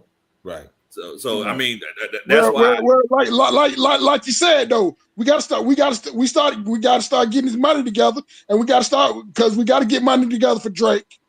We're going to have to get money together for Bijan, and if the quarterback is what we think he is, he's probably going to demand around about 60 to 65 million annually. Yeah, if he gives us a couple of years. The way the market's going right now. Yes. Oh, absolutely. Let me make a correction, and I was wrong. Richie Grant was Terry Fontenot's first draft. He was the number 2 pick behind Kyle Pitts. I don't know why I was thinking that he was right under AJ Terrell. So whoever y'all say that was correct. Listen, that was correct.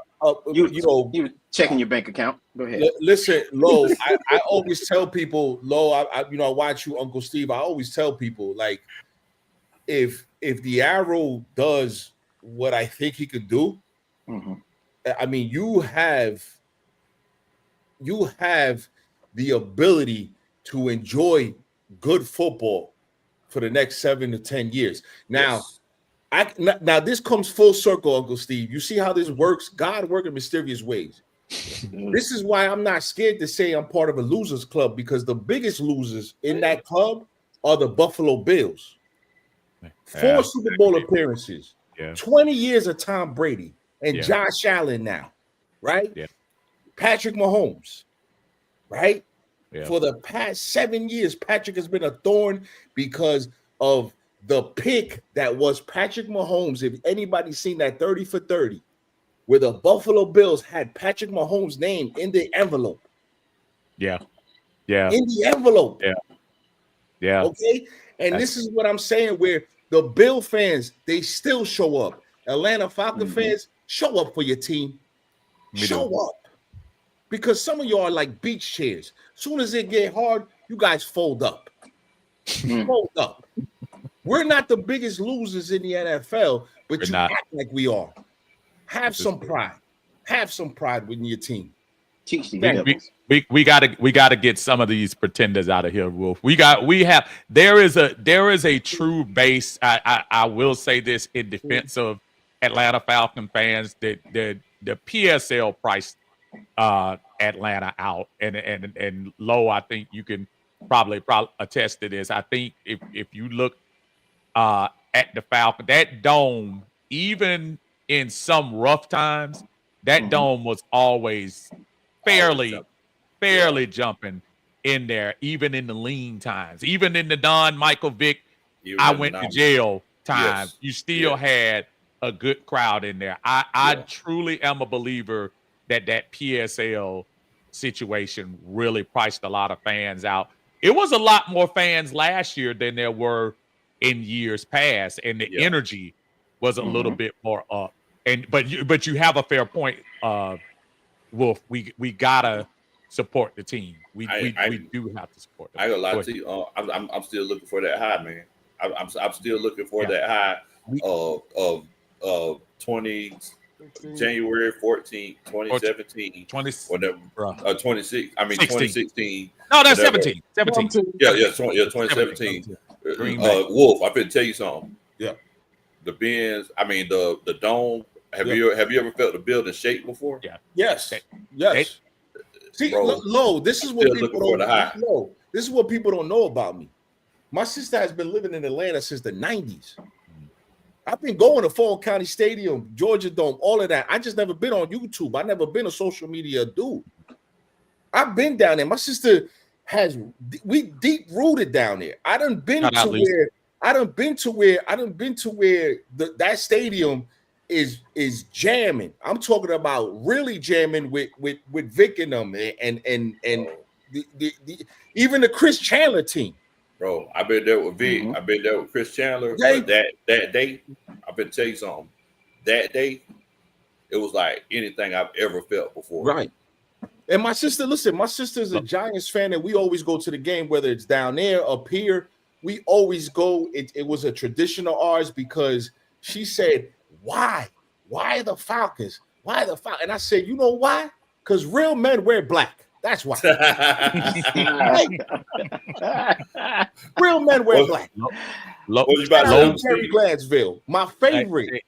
Hey, Lo will tell you, Lisa will tell you, this guy that I'm bringing in right now will tell you. Yeah, he will tell you that we didn't need to demo the Georgia Dome because that last game against Green Bay and the previous game against Seattle, that place was shaking so hard and moving, bruh, that I have never felt that stadium like that. We haven't had that feeling. Right quick, before we introduce my brother in here, tell me the most memorable moment in the Mercedes-Benz since it opened. At Carolina game. And even y'all in the chat, tell me, and I know my moment, and I wasn't even there for it because I was at work at the time. Tell me the most memorable moment since they went to the Benz. I would say that Carolina game, whenever DJ Moore took his helmet off. That was actually a really good one, and I was at that game. That was actually a really good moment, but and that's probably top 3. But I'm thinking of another moment. San Francisco? Not San Francisco. The Deion Jones pick and Deion Jones pick. Oh man, the Thursday night game. The color rush game. Color rush in the game. end zone. Yeah. When he made it, and I could feel, I was at work, and I could feel the energy in that place when that would remember that was the infamous Sean Payton choke signal to Devontae. That it was the year after the Super Bowl. So I say again, that particular Antonio James probably right. Tua throwing to Devontae Smith. Come on, Antonio. Come on, man. You're bad, Antonio. Don't be bringing that bad karma in here. Please don't remind me of that. But from a Falcon standpoint, that was, I think, the apex of what we had. We haven't had a moment since that. Let me stop being disrespectful. I gotta introduce my brother in here. I was a little worried about him because last time I saw him, I think he was on the injured list, and after showing us young folks how to play ball, even though I got some video that had one of them shots that went over his head. Our brother, John Harris in the house. Y'all give it up for John. How you doing, my brother? I really appreciate that lead in and that gratuitous applause. And I also have to salute modern medicine because now I'm gonna tell you, you got a fan in Kira, because Jay, I wasn't even thinking about it. So when you left the house, so I'm probably being too whatever, but at the same time, there were probably 2 ways to leave the house. There was one way around the back, but it was kind of dark when he left. So I thought I was saying, okay, I'm gonna let you go up the short way, and I let him go up these 12 kind of steep steps. And Kira told me afterwards, she said, Did JR make it up the steps? He was looking like he was hurt. So if she's watching, let her know that you were all right getting up the steps. Kira, you married a sadist. Wow. You married a sadist. Man, it was just like climbing Stone Mountain, going up. But it was dark outside. Jay,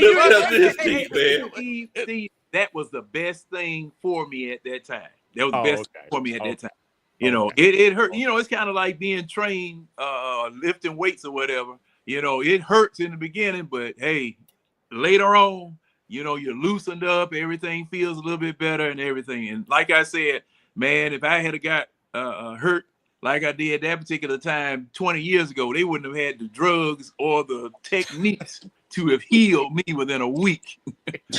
Because, man, hey, I was hurt.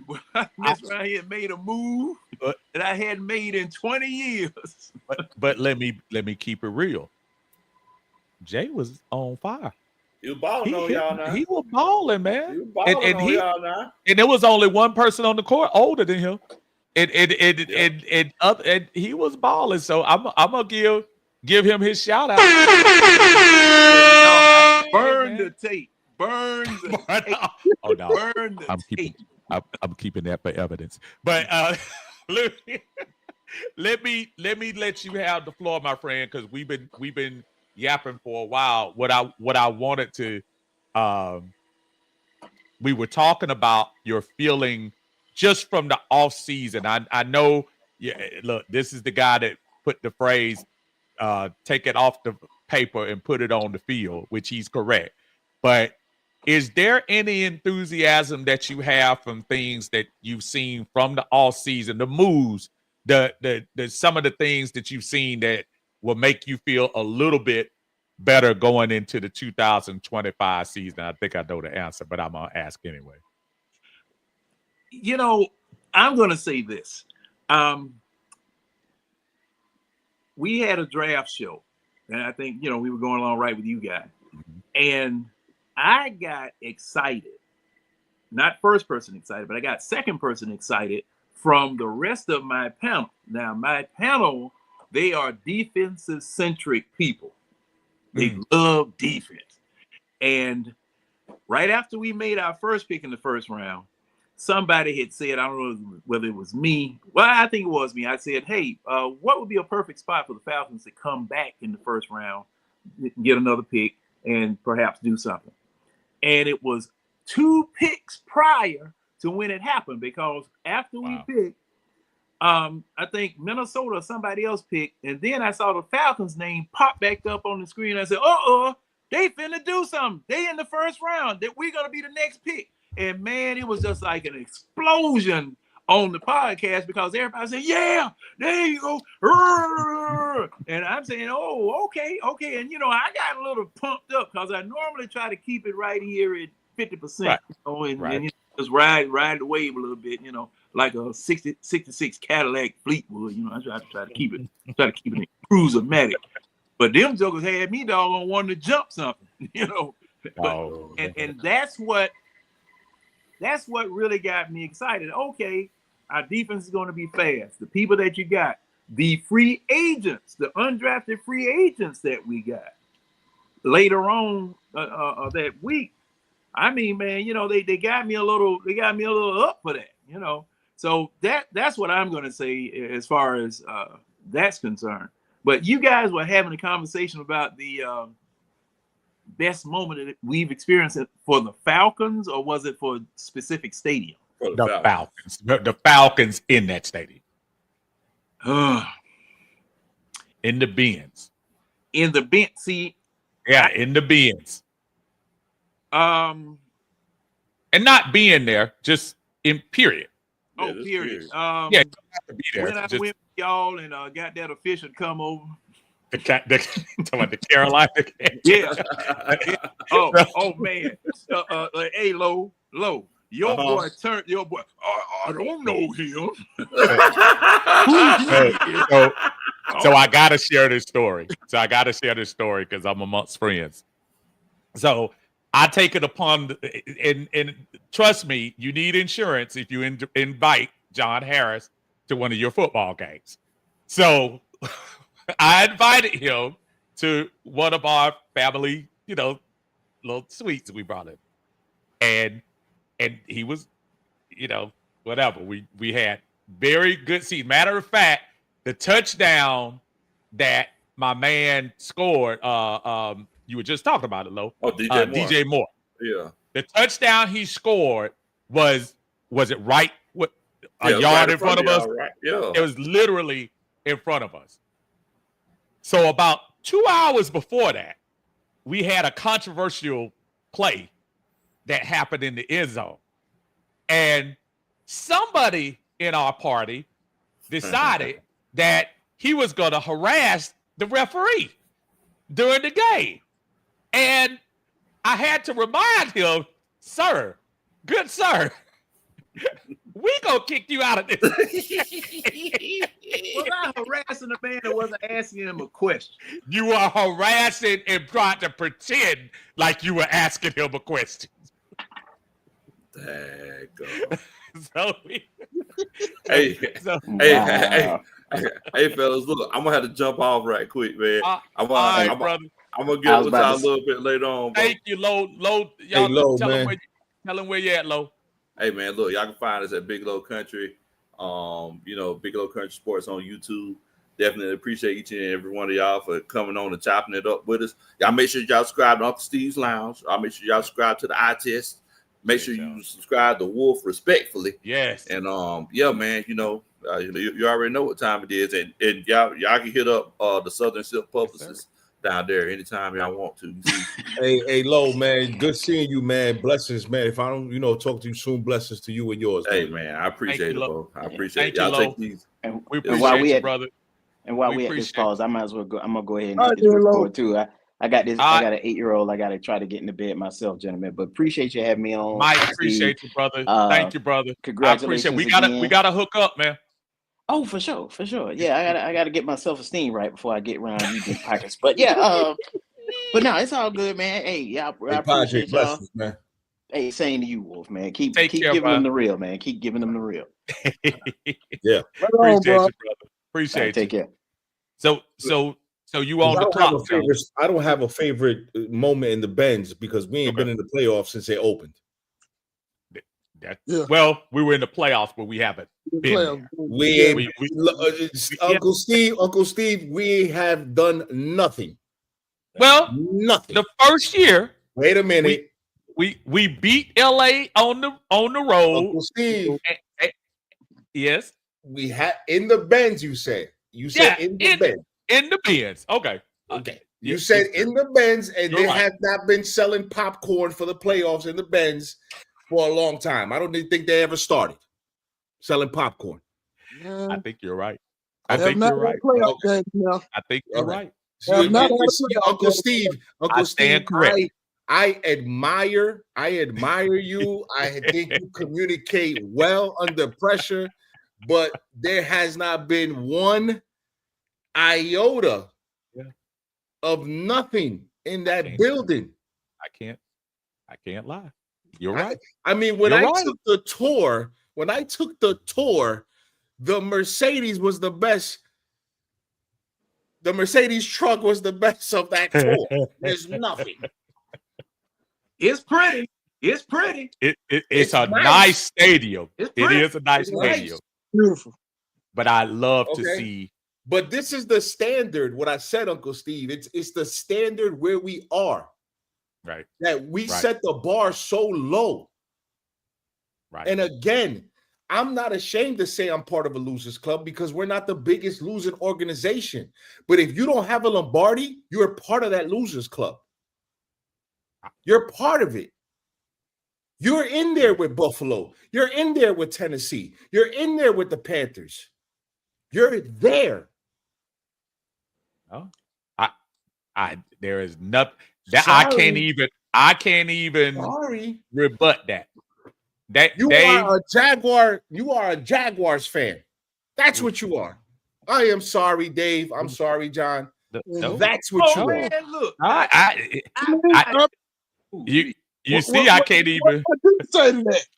I'm just saying, Dave. I don't want to sound because Uncle Steve, and the one thing about Uncle Steve is he communicates he communicates properly.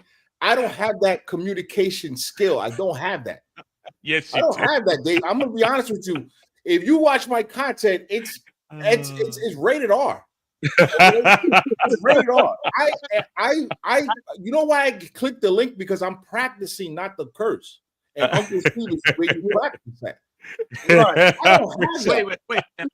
That's a heck of a job being a Falcons fan. There is nothing that you said that's wrong. There's Wolf, I'm not even playing. There's zero that you said that is incorrect. So you're right.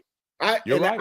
I'm not ashamed of it. But we're setting a bar so low. This is what I'm saying. This is why when they say, oh, no, the Falcon fans, yeah, no, I don't want that.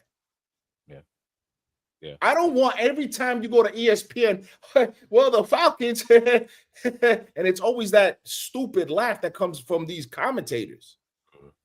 I'm tired of Yeah, I get so ticked. That's one, or whatever the case may be. And by the way, Uncle Steve, I had a chance to speak to Mr. Scott Baird before he left town in Atlanta. Oh, okay.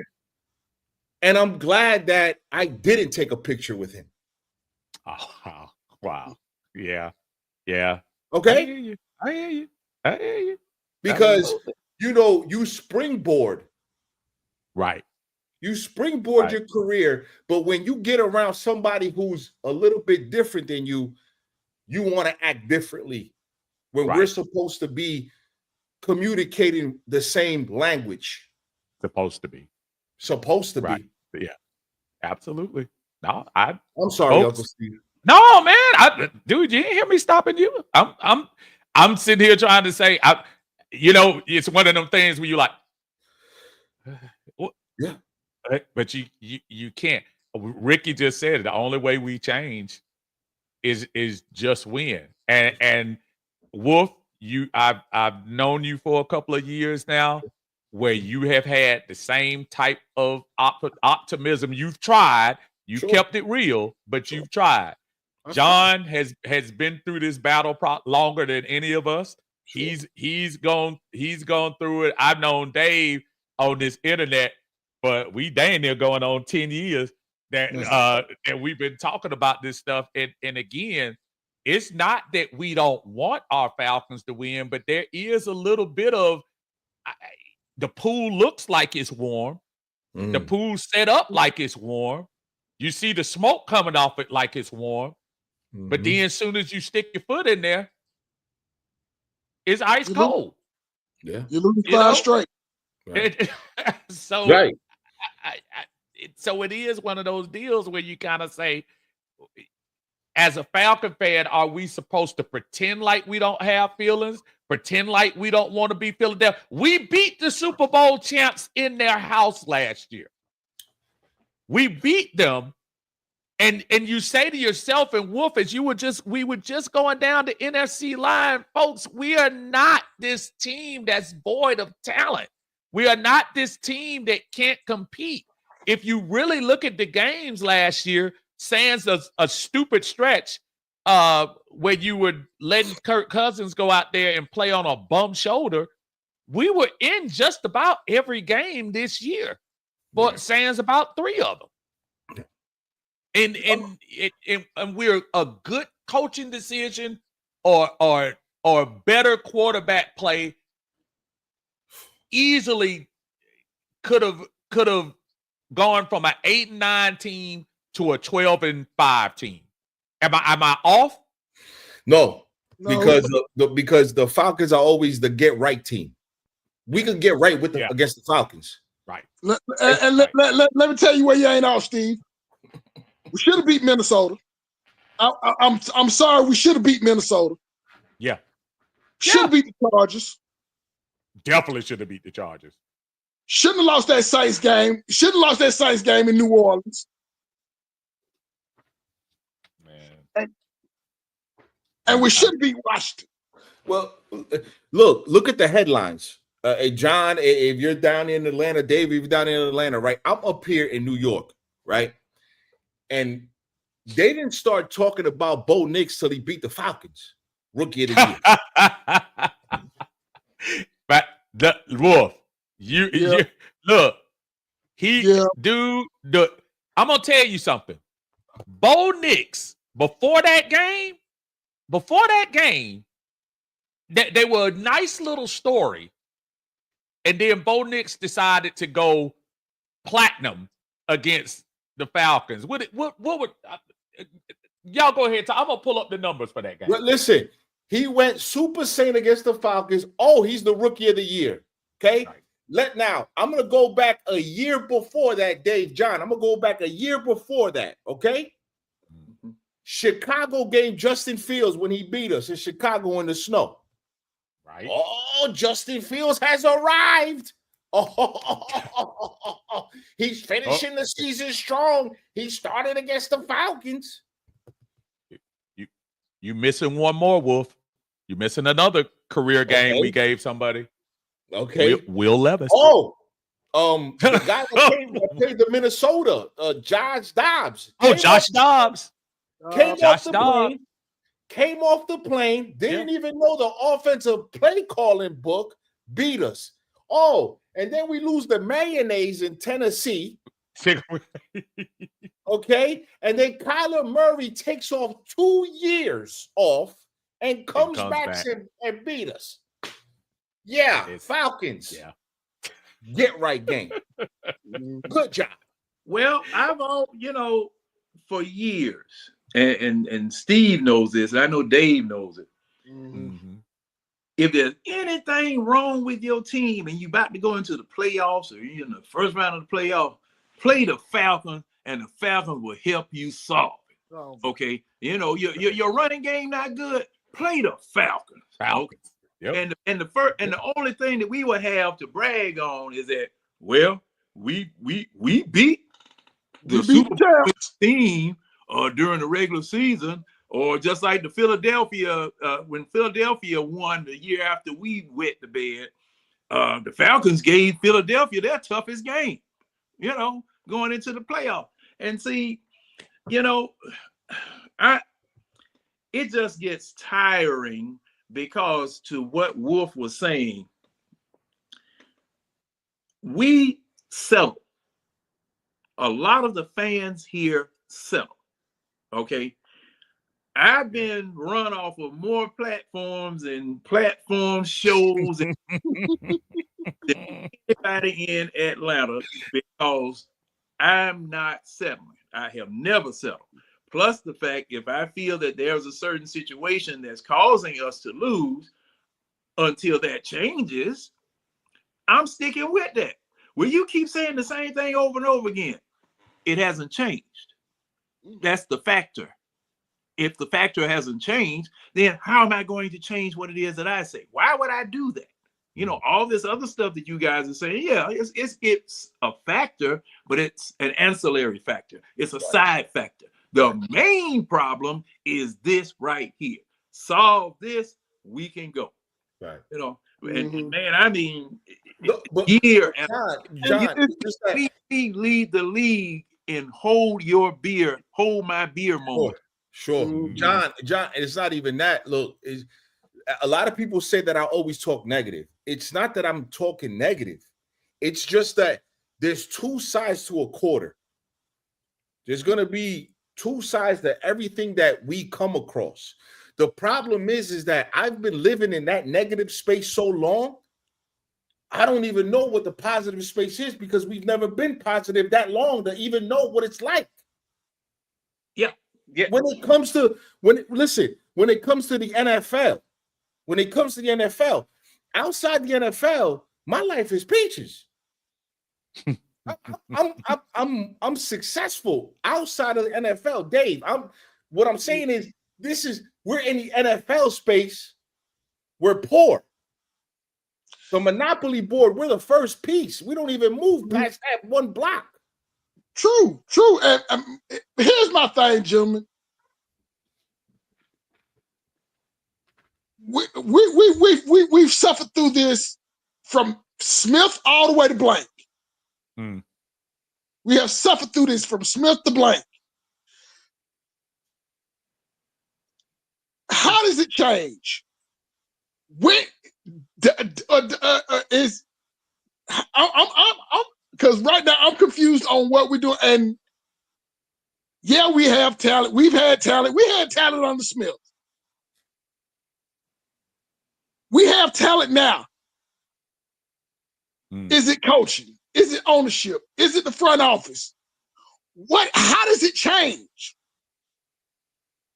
Dave, I don't think we got enough time for that. Always in the one of those things always bites us in the behind. And see, I'm gonna tell you something. For me, worst thing that could have happened to me, as far as being a Falcons fan, was us going to Minnesota and beating Minnesota in Minnesota. That was the worst thing that could have happened to me. Because, all right, and I'm going to say for the majority of the Falcon fans, because see, up until that time, the only success that we had was in 78 and 80 when we almost had Dallas both times. Okay. That was the most success that we had. And that was 18 years later in 1998, because see, nobody had no idea that the Falcons were going to be that good in 98. Nobody. Right. We weren't on the radar. We weren't even on the map. We weren't even on the planet. But boom, we were winning so much. I couldn't even believe it in 98. And see, for me, that made us relevant. Okay, we went to an NFC championship game, and our first NFC championship game, and won it on somebody else's field. See, that's the thing. I know you, Tidy, and Steve always say that was their best moment. You know, that was the year because of the fact that it was because it was that year. But when we went to Minnesota and beat the #1 team in the league up in Minnesota with a bunch of refugees, prisoners, and miscreants, I mean, it's a piece together team. And we went up there to Minnesota. The Atlanta Journal-Constitution, the next day, I never will forget, hell froze over. That's what they had on won that season, correct? Hell froze over. If y'all remember the story, they had already spray painted Minnesota on the Miami field. True story. Wow. They had Denver had won the game already earlier in the day. Wow. The Falcons game was the late game. Right. They had remember we were down 10 and going into we might have been down more than that. Is it 10 or 14? Whatever we were down when we were going into the fourth quarter. And they had already in Miami started spray painting the field with Minnesota on the other side. That's how much nobody cared about the Atlanta Falcons. I didn't know. I didn't know that. I didn't know that neither. True story. Absolutely. And the whole thing is that, Dave, I'm gonna tell you something, man. And I'm gonna tell everybody in the chat and everybody in the Falcon fan community or whatever. You win that Lombardi, things change. Of course they will. Of course they will. Change. Oh, of course. And that's why you, Wolf, that's why you, David, that's why you, John, that's why Muir looking at Steve. This is why we were so tortured by the 2017 debacle. Because I'm telling y'all, I'm telling you, I'm not saying we wouldn't still be disappointed about losses and disappointed about outcomes and whatever, but that one cachet of a Lombardi, Wolf, would have been enough to at least supplement some type of fit. Think about New Orleans. Let me tell y'all something. The New Orleans Saints organization is probably the best front runners in the one of the best front running franchises in the NFL. But you know what they got? They got that one Lombardi. That one Lombardi that we don't have. That one little bit of we got kids that weren't probably even born yet, or kids that not even don't even know what Drew Brees was about. Couldn't tell you anything about the team in 2008. They couldn't tell you anything about them, but they got that cachet that we can't speak about. Yeah. We wax poetic about the Green Bay game, as we should. It was a great moment. We wax poetic about 2012. Sure. And almost beating San Francisco in the dome. Right. But we can't take it any further than that. So it goes back to the folks, we can't get mad at Wolf for saying Losersville. It's not a self-depreciating thing. No. It's kind of true. Yeah. Because we haven't won. Uncle Steve. And I love the Falcons. Look, Uncle Steve, when you can, like I said, in life, I'm I'm doing well. Like, it's not like I'm like, yo, like, I'm like, only a person that comes on here and says, oh, you're always talking negative. Well, only a person that looks at it that way is living a negative life. Right. They're living a negative life. I'm not, listen, it's okay. It's a metaphor. And the reason why it's a metaphor, because if you look at it, Buffalo is the biggest loser. Yeah. 4 straight Super Bowls. Oh, by the way, Marv Levy, Bruce Smith, Talley, Andre Reed, Thomas, Jim Kelly, Thurman Thomas. Straight Super Bowls. 4. And Wolf, I'll put that team against. Sure. I'll put that team during that 4-year period against a lot of teams a couple of years. Like, listen, no disrespect to Dallas, Washington, and was it Frisco that beat the crap out of them? I think Giants got them once. Giants got them twice. The Giants got them first. Giants got them first. Got them twice, and then Washington got them. Washington got them. Yeah, got it. So again, a great all those guys you just named are Hall of Famers. Sure, Hall of Famers. And to your point, Wolf, they don't have anything to say over the Falcons. Right. And they don't. It's crazy. And then look, Uncle Steve, I live up here, right? I live in the Tri-State area. Look, they went 20 years of Brady. Right. Like, that's true. Like, not even like maybe 5 to 6 years after that, they went 20 years Brady. Now they're going 7 years Patrick. Right. The Kansas City Chiefs have had their number for the past 4 years, 5 years. And Kansas City went on the road when they wasn't that good and beat them. Oh, it was a hook kick. What happened when the Giants won? Hook kick. Same way. Right. This is scary. That's right. This is scary, gentlemen. This is scary, gentlemen. It's a horror show. So again, when that fan base goes through that, and you have the fans shoveling out the snow, showing up to the stadiums and going crazy, you mean to tell me that these Falcon fans can't show up? One Super Bowl appearance, you can't show up. That's it. You're done. One. It's crazy. And that's. Go ahead, Dave. I think here's the problem. The problem might have been the '96 Olympics.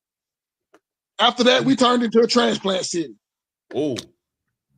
People came down here with their own football teams, and they had no loyalty to the Falcons. Oh.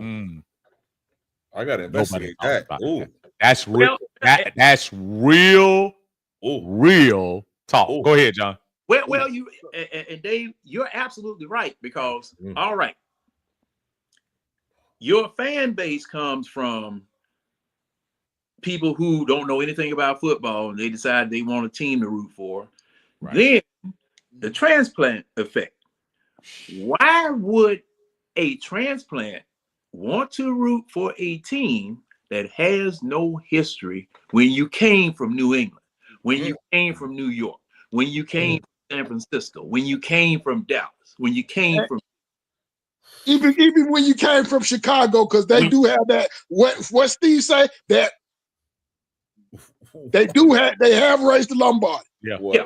They got that big strap of gold that we don't have. And see, that's the thing, because people ask me, hey, what team should I root for? I said, man, you're going to pick you one. Research and pick one. Instead of me saying, man, you down here, you need to be a Falcons fan. Because the thing is, I would love to tell him that, but I would be condemning him to a lifetime of woe, sadness, and depression, because it ain't easy. It is not easy to be a Falcons fan. It is not. It's not easy to be an Atlanta sports fan, period. And Uncle Steve, I'm going to New England. True that. Oh, yeah. Oh, yeah. Uncle Steve, I'm going to New England. Freak Nick too. For everybody out there, when the schedule came out, I circled the New England game on purpose. Yeah, because I'm going to New England. I'm gonna be. Listen, I'm gonna take the because look, they gonna live as they should. Sure, as they should. Sure. Live off the 28-3. I would, if I was on the other side, I would, and I would roast them till the day is done. This is a good point he made about add Freaknik to the list, because a lot of folks that picture migrated a lot of folks in this area as well. So he's absolutely right about that. Look, the South after a while was where you wanted to be. If first New York, LA. The South was always there. Like I said, when my sister moved there, I was like, yo, what Atlanta is now to when I first went, I was like, I told my sister, I said, yo, ain't no Spanish people down here. What the hell going on? There's no Spanish people down here. Now the essays got their own. Essays got their own. They here now. and John can speak more than, I mean, again, I've lived all my life in Atlanta, born and raised, and I can tell you that, John, if you tell these cats about the 80s, where as opposed to the part of town that you lived, I'm telling you, bro, this was a whole different area prior to MARTA kind of expanding and things of that nature, where you could go to different parts of the city. So he's absolutely right, man. This is a total different place than it was 30 years ago. Yeah, I'll be at the game in New York. Listen, I'm going to the Buffalo primetime. Going to the Buffalo prime. I don't care what the tickets are. I don't care what the tickets cost. I'm there. Primetime, I'm there. And I'm gonna go to New England. I'll be in New York, and I'll be in a couple of other spots, because listen, if ain't nobody gonna do it or support, I'm gonna go by myself, and I'm gonna go support my damn self. If ain't nobody coming, I'll go by my damn self, because you only need one wolf against a bunch of cowards. I'll tell you that right now. One wolf against a bunch of cowards, and they're all gonna know what time it is. Because John, just real fast, John, Uncle Steve, the Super Bowl happened in this house. The Super Bowl that you guys talk about, it happened in this house. Yeah. My family from Boston. I got family in Boston. We going up next week. I got family in Dorchester, Worcester. I got family in the big city up there, Southie. They up there. There was nobody saying, they wasn't even celebrating in this house, because they couldn't celebrate in this house.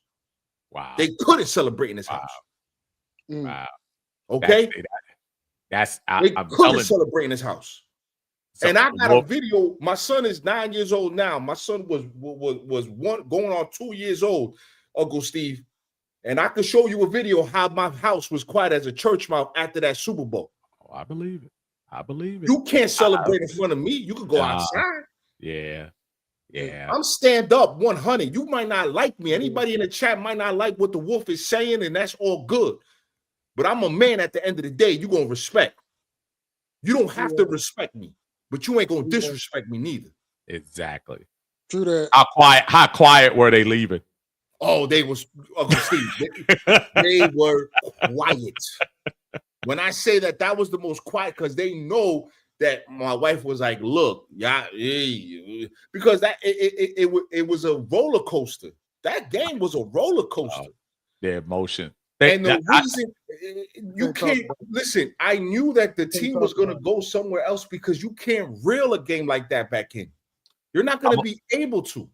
I'm gonna ask y'all this question because I do have to wrap up in the next 5 minutes. I'm gonna ask you real quick, emotionally, and just tell me, because you're making me relive some things, and I know we just having fun.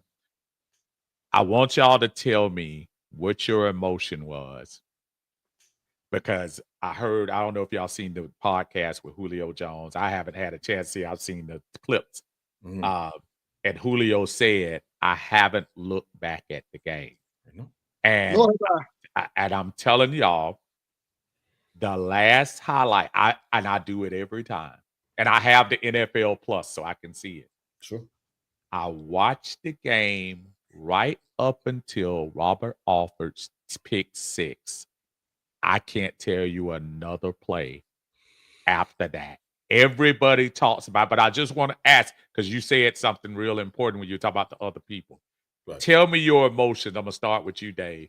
Tell me your emotions during that pick 6, because I'm going to tell you what my emotions was. I was literally jumping over. And John, did you come to the house? No. Okay, I thought I could tell you when my turn comes. Okay. So tell me where you were and what you were thinking, Dave, when that pick 6 happened. Because I said to myself, we just intercepted the GOAT. And we just went up 21. Bruh, I thought it was over. Where were you, Dave? About to say that pick 6, Steve, I said, soon as the clock strikes zeros in the fourth quarter, I'm going to get on Marta. I'm going to pick my spot out right now for this parade. I'm sleeping right there at that spot. I had me a nice little spot picked out right on the corner 5 points because my aunt was working for the city at the time. I knew the route. I had me a nice little spot picked out right up in Centennial Olympic. Wow. I was headed down there as soon as the clock strikes zero. I was going to sleep down there for 2 days. Wow. That's crazy. That's crazy. Wolf, talk to me. You just told me, you just set up the scenario, but I want you to go back about 2 hours. Yeah. Because the 45-minute halftime, I blame Lady. I don't like Lady Gaga to this day. Because you think I'm joking. Y'all think I'm playing, and I do like a couple of her songs. But she ticked me off because that seemed like the longest halftime in the history of mankind. Go ahead, Wolf. I'm sorry. So I picked my football team. I wasn't allowed to do it for a lot of other sports, but I picked my football team because in my house it was boxing, soccer. Anything else you was indoctrinated into whatever else. Everything. I picked so when I seen that, I said, "Yo, the pain and suffering that you endure as a fan is over." Because your team, who you root for, sometimes it's going to get you through some hard times, bro. If it's not for them 16 weeks, 17 weeks. And that season, I was like, yo, that Alford pick was crazy, but I was like, yo, like we just stomped out Aaron Rodgers and them boys. We just annihilated like everybody that season. Matt Ryan had a Gatorade commercial. MVP, Gatorade commercial. My suffering is over. My suffering as a fan, as somebody who root for a team is over. Yes. Mm. And then you break. Mm. Mm. And I'm not ashamed to say it. I cried. Oh yeah. I cried, bro. I was like, yo, but it's because, like, yo, I said to myself, I said, and then you break. And things gonna break you, bro. As a man, I don't know everybody here. I don't know anybody in chat ever been through stuff. You know, I done been through it all. You know, food stamps and all. You know what I'm saying? School lunches holding you down like steel. I done been through it. Putting down the oven, heating up the apartment. I done been through it. So this Falcon, I was like, yes. And then Uncle Steve. We broke, man. Yeah. And we ain't never been the same. We haven't been the same. We haven't been the same since. I feel like even as great as and I want people to realize we still had a nice. I know the offense kind of took a hit when Kyle left, but if y'all remember the next year, we had a nice defense. That 2017 and let's remember again, we could have beat Philly.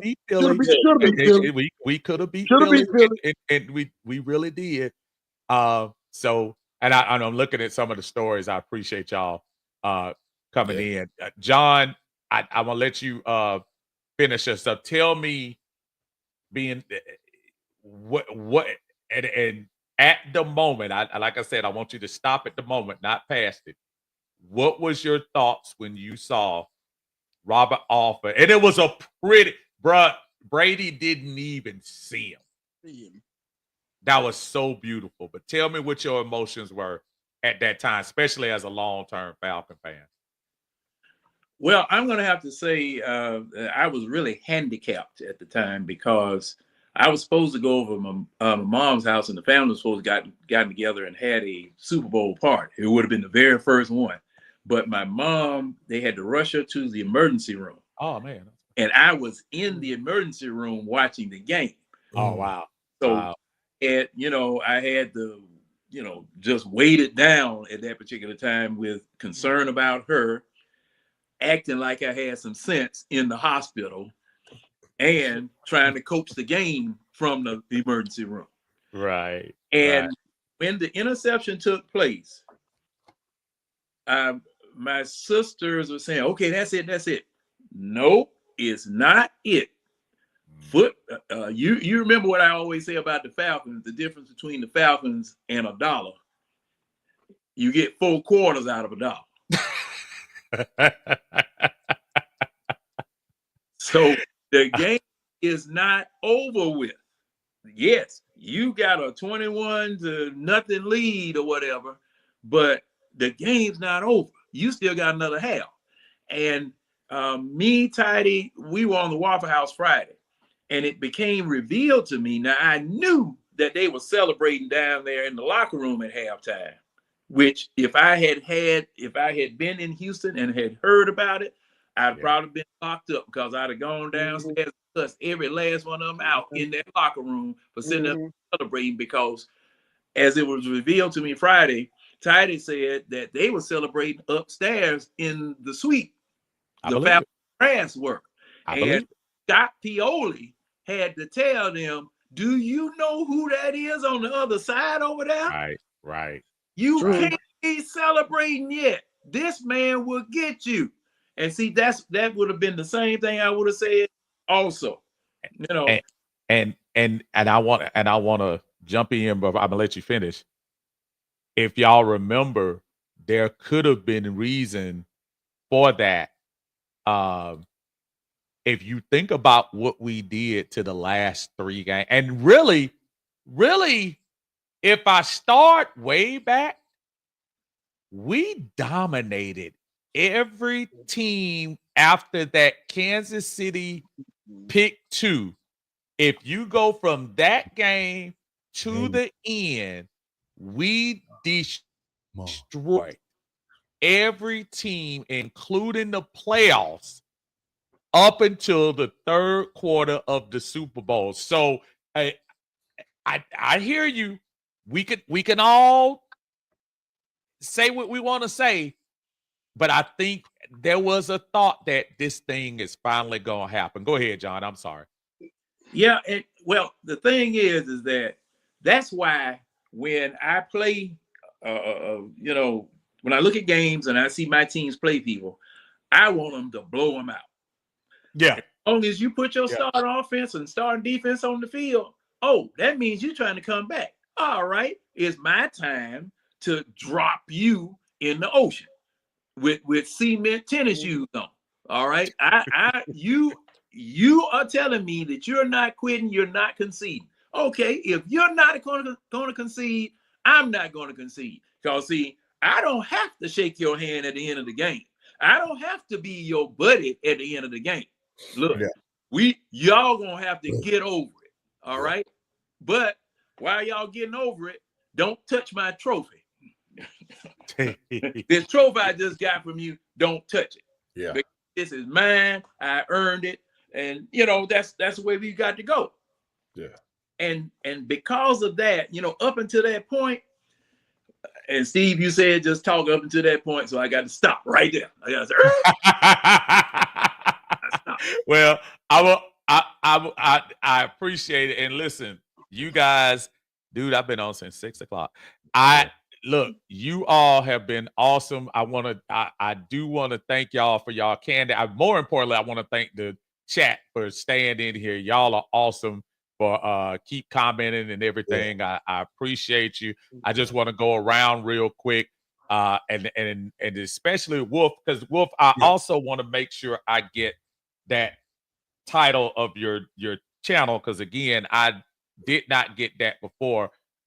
Dave, first we'll let you sign off with us first. Dave, we appreciate you, man. With tell the folks where you're at and tell them I'm in the Atlanta game, fellas. You know what I'm saying? I'm in there, you know what I'm saying? I'm in and out, you know what I'm saying? I'm doing somebody once a week. Yes, sir. Shout out to Tidy and the Bird Gang. They show me love when I got just that they be late night. They be late. Look, y'all see what time. Listen, I'm retired, but I'm still going to sleep. Wolf, shout out to the Bird Gang. Shout out to Tidy. Shout out to everybody over there at the Wi-Fi house, man. Shout out to you boys, Dave, for real. Absolutely. Wolf, please tell everybody, including listen, man. Tell them the name again. Yeah, Wolf respectfully back again. The Wolf solidified, got took it down for reasons, disguises, the plan to silence me. But they will never silence the truth. They will never ever silence the truth. The video I just dropped is Raheem Morris navigating respect and respectability. Again, Raheem Morris respected, but that respectability, something else, ladies and gentlemen.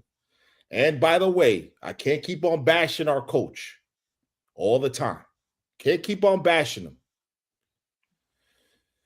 Maybe the nerves have gone away. He went on vacation this year to the Bahamas with his beautiful family. So hopefully he's back. He's focused. Again, looking forward to what Zach Robinson is going to do this offseason. And I just look forward to speaking with you gentlemen again. Anybody that's in the chat, please come over and subscribe. Drop me a like. Drop me a dislike. Drop me something, though. You know what I mean? Listen, Uncle Steve, I appreciate you always being so inviting and so kind to me. I appreciate that. Listen, man, I'm glad that I do come on, that I came on here, because I don't want my content to always be negative or people look at it in a negative light, but we also have to tell the truth when the truth needs to be told. And one draft is not going to make up for our 10 years of suffering. It's just not.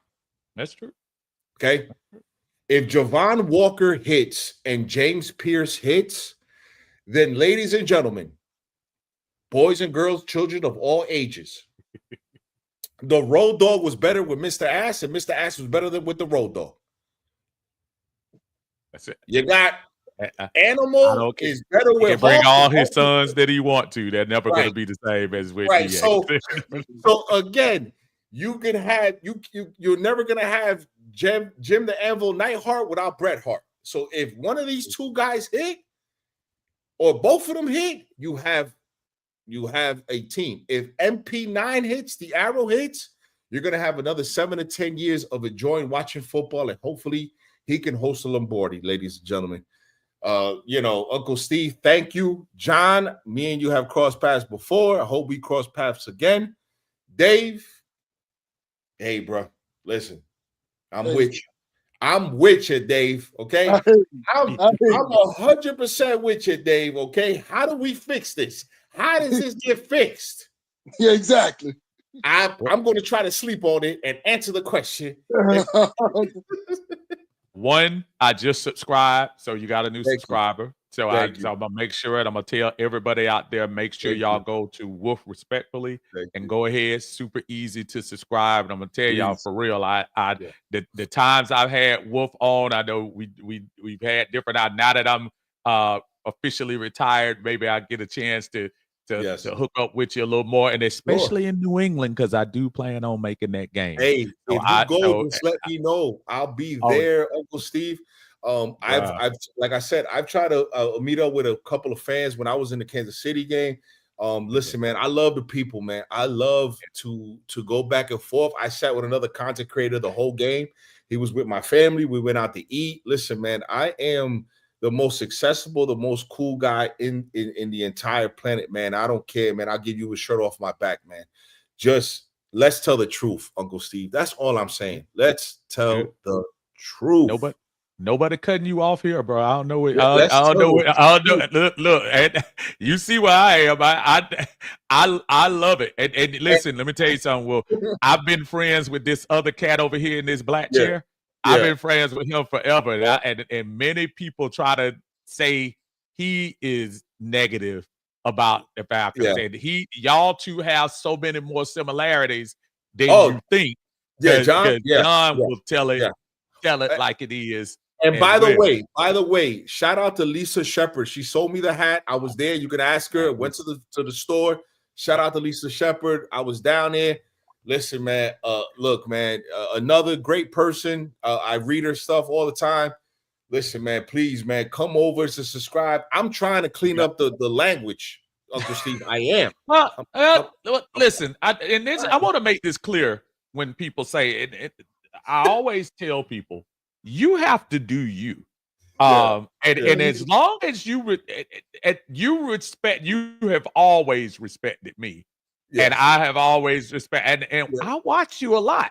So don't think that just because you say a little dirty word that I'm not watching, but that's, we go in different lanes, but we always go back. I was subscribed to you way before other people were subscribed to you a long time ago. I know. So don't ever get it twisted. I'm not that much of a prude.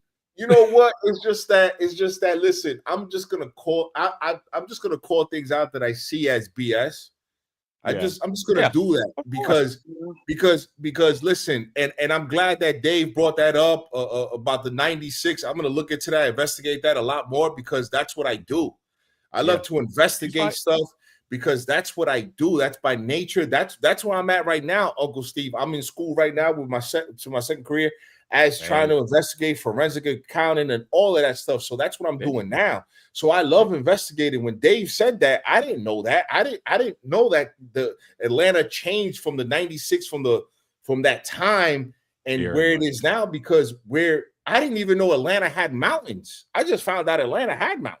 I didn't even know that was even a thing in Atlanta, North Carolina, stuff like that. So, that's what I do. But my content, I'm not going to shoot the content that people say, oh, well, the other guy said that. No, I don't want to do that. I want to shoot content so everybody can have an opinion and form their own opinion. I want to be able to go, if it's just me and Dave and Uncle Steve, and it's us three and John, I want to go back and forth for 4 or 5 hours like we're doing now and be able to have that good conversation. Because, we have issues. We have problems. Like Dave said, like John said, we have those issues. How can we combat these issues? And as a Falcon community, we need to stick together. Yeah. Point me to the Saint fans. I'll fight all the Saint fans in the world every day. We need to stop fighting within each other, man. We need to stop doing that, man. We need to stop putting our community down, because guess what, ladies and gentlemen? I didn't know if you knew this, but you got white Atlanta Falcon fans. You got Latino Atlanta Falcon fans. You got Asian Atlanta Falcon fans. Okay? And they more hard-bodied than the people that live in Atlanta. They more hard-bodied, some of them, than the people that live in Atlanta, bro.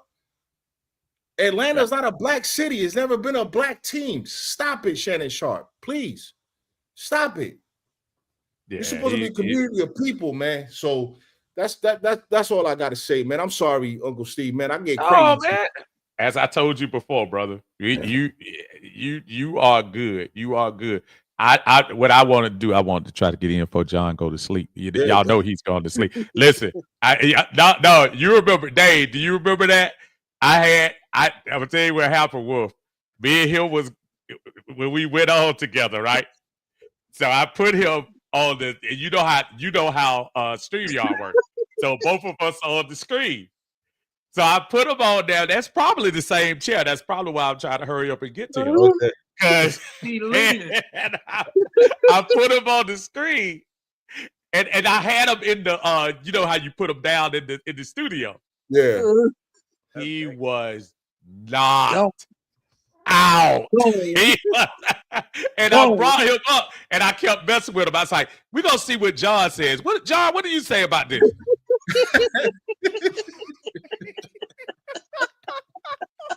You know, he can't even say nothing. You remember that, Jay? John, you all right down there?